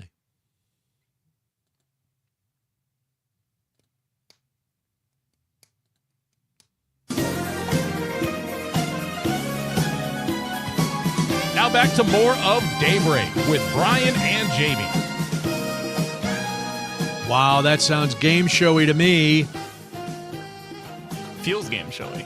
This is Wheel of Fortune, isn't it? It is Wheel. It is Wheel of Fortune. I hear Very it's nice coming to tie-in, Milwaukee. Parker, because, all right, if you could play on one game show, which game show would you choose? Which game show do you think you could win? 855-75-CIVIC, 855-752-4842. I ask you this because tonight you have to watch Wheel of Fortune because Milwaukee is featured. Tonight is dedicated Milwaukee episode, part of Wheel of Fortune's Open Road Week. It's all about Milwaukee. It's going to be repped in several ways throughout the show. I never watched Wheel of Fortune occasionally I would see it back in the day. Now we see it a lot more because that's like dinner time, and sometimes we just throw it on in the background. Ryan Seacrest, he hosts everything. The poor guy doesn't have enough jobs. He needs more money. I feel glad that he's finally getting another chance to do something because the industry had pretty much blackballed Ryan Seacrest. He is omnipresent. But tonight, it's going to be on the wheel as a destination prize package. It's going to be an in-show destination commercial, and through signage on the set, and it's going to be part of the Wheel Watchers Club email through the Open Road online sweepstakes and via social media promotion. This all because of Visit Milwaukee, and they told the Journal-Sentinel, and the Journal-Sentinel told me, and I'm telling you. So tonight, if you like Wheel of Fortune and you like Milwaukee, even if you're just from Wisconsin, you should be happy that Wisconsin is being featured on this.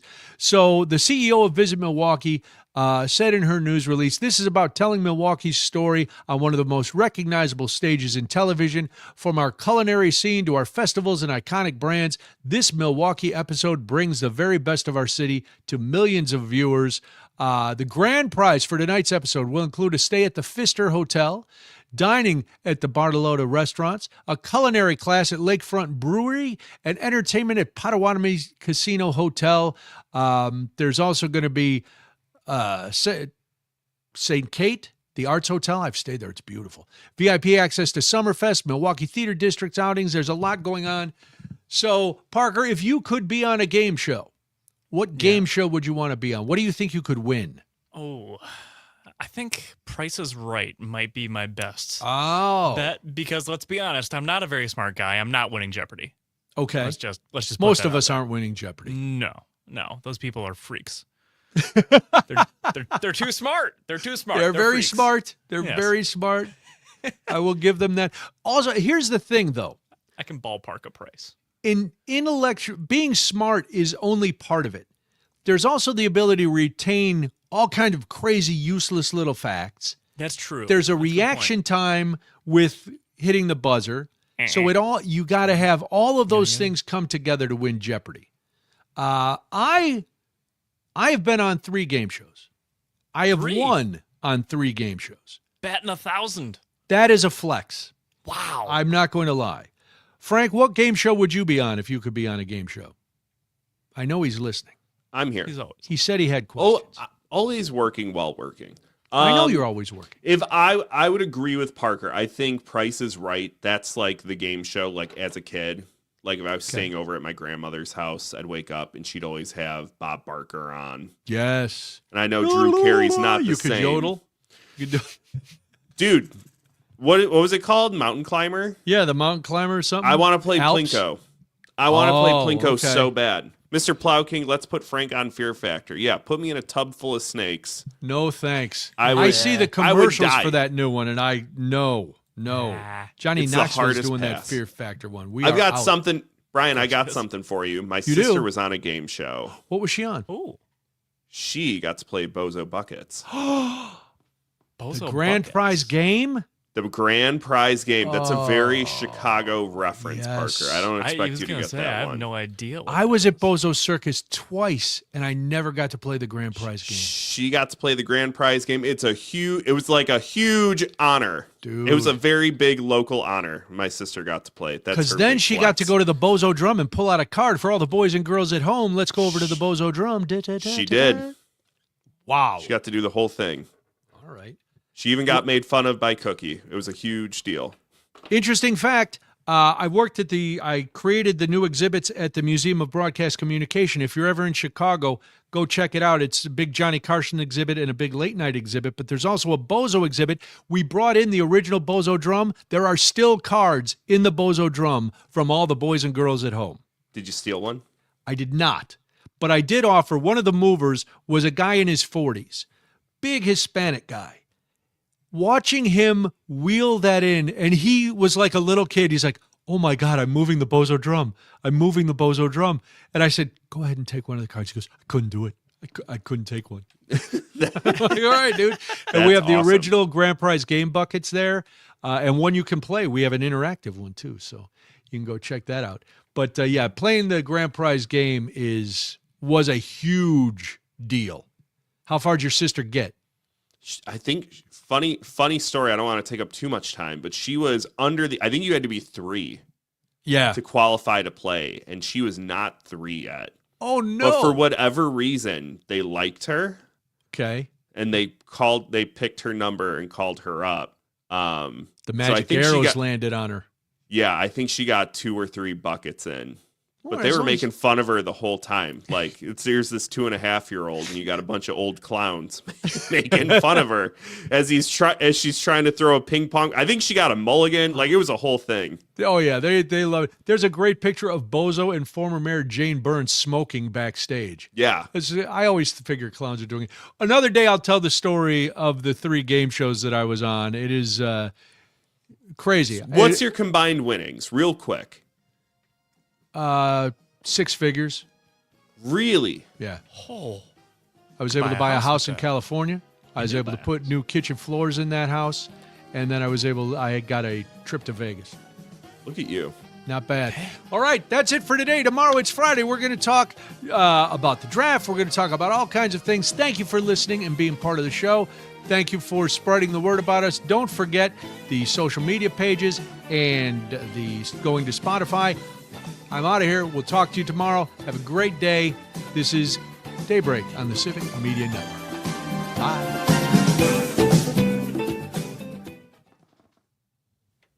All right, live stream. That was Thank you, a good live show. stream. Happy Thank you, guys. Thursday.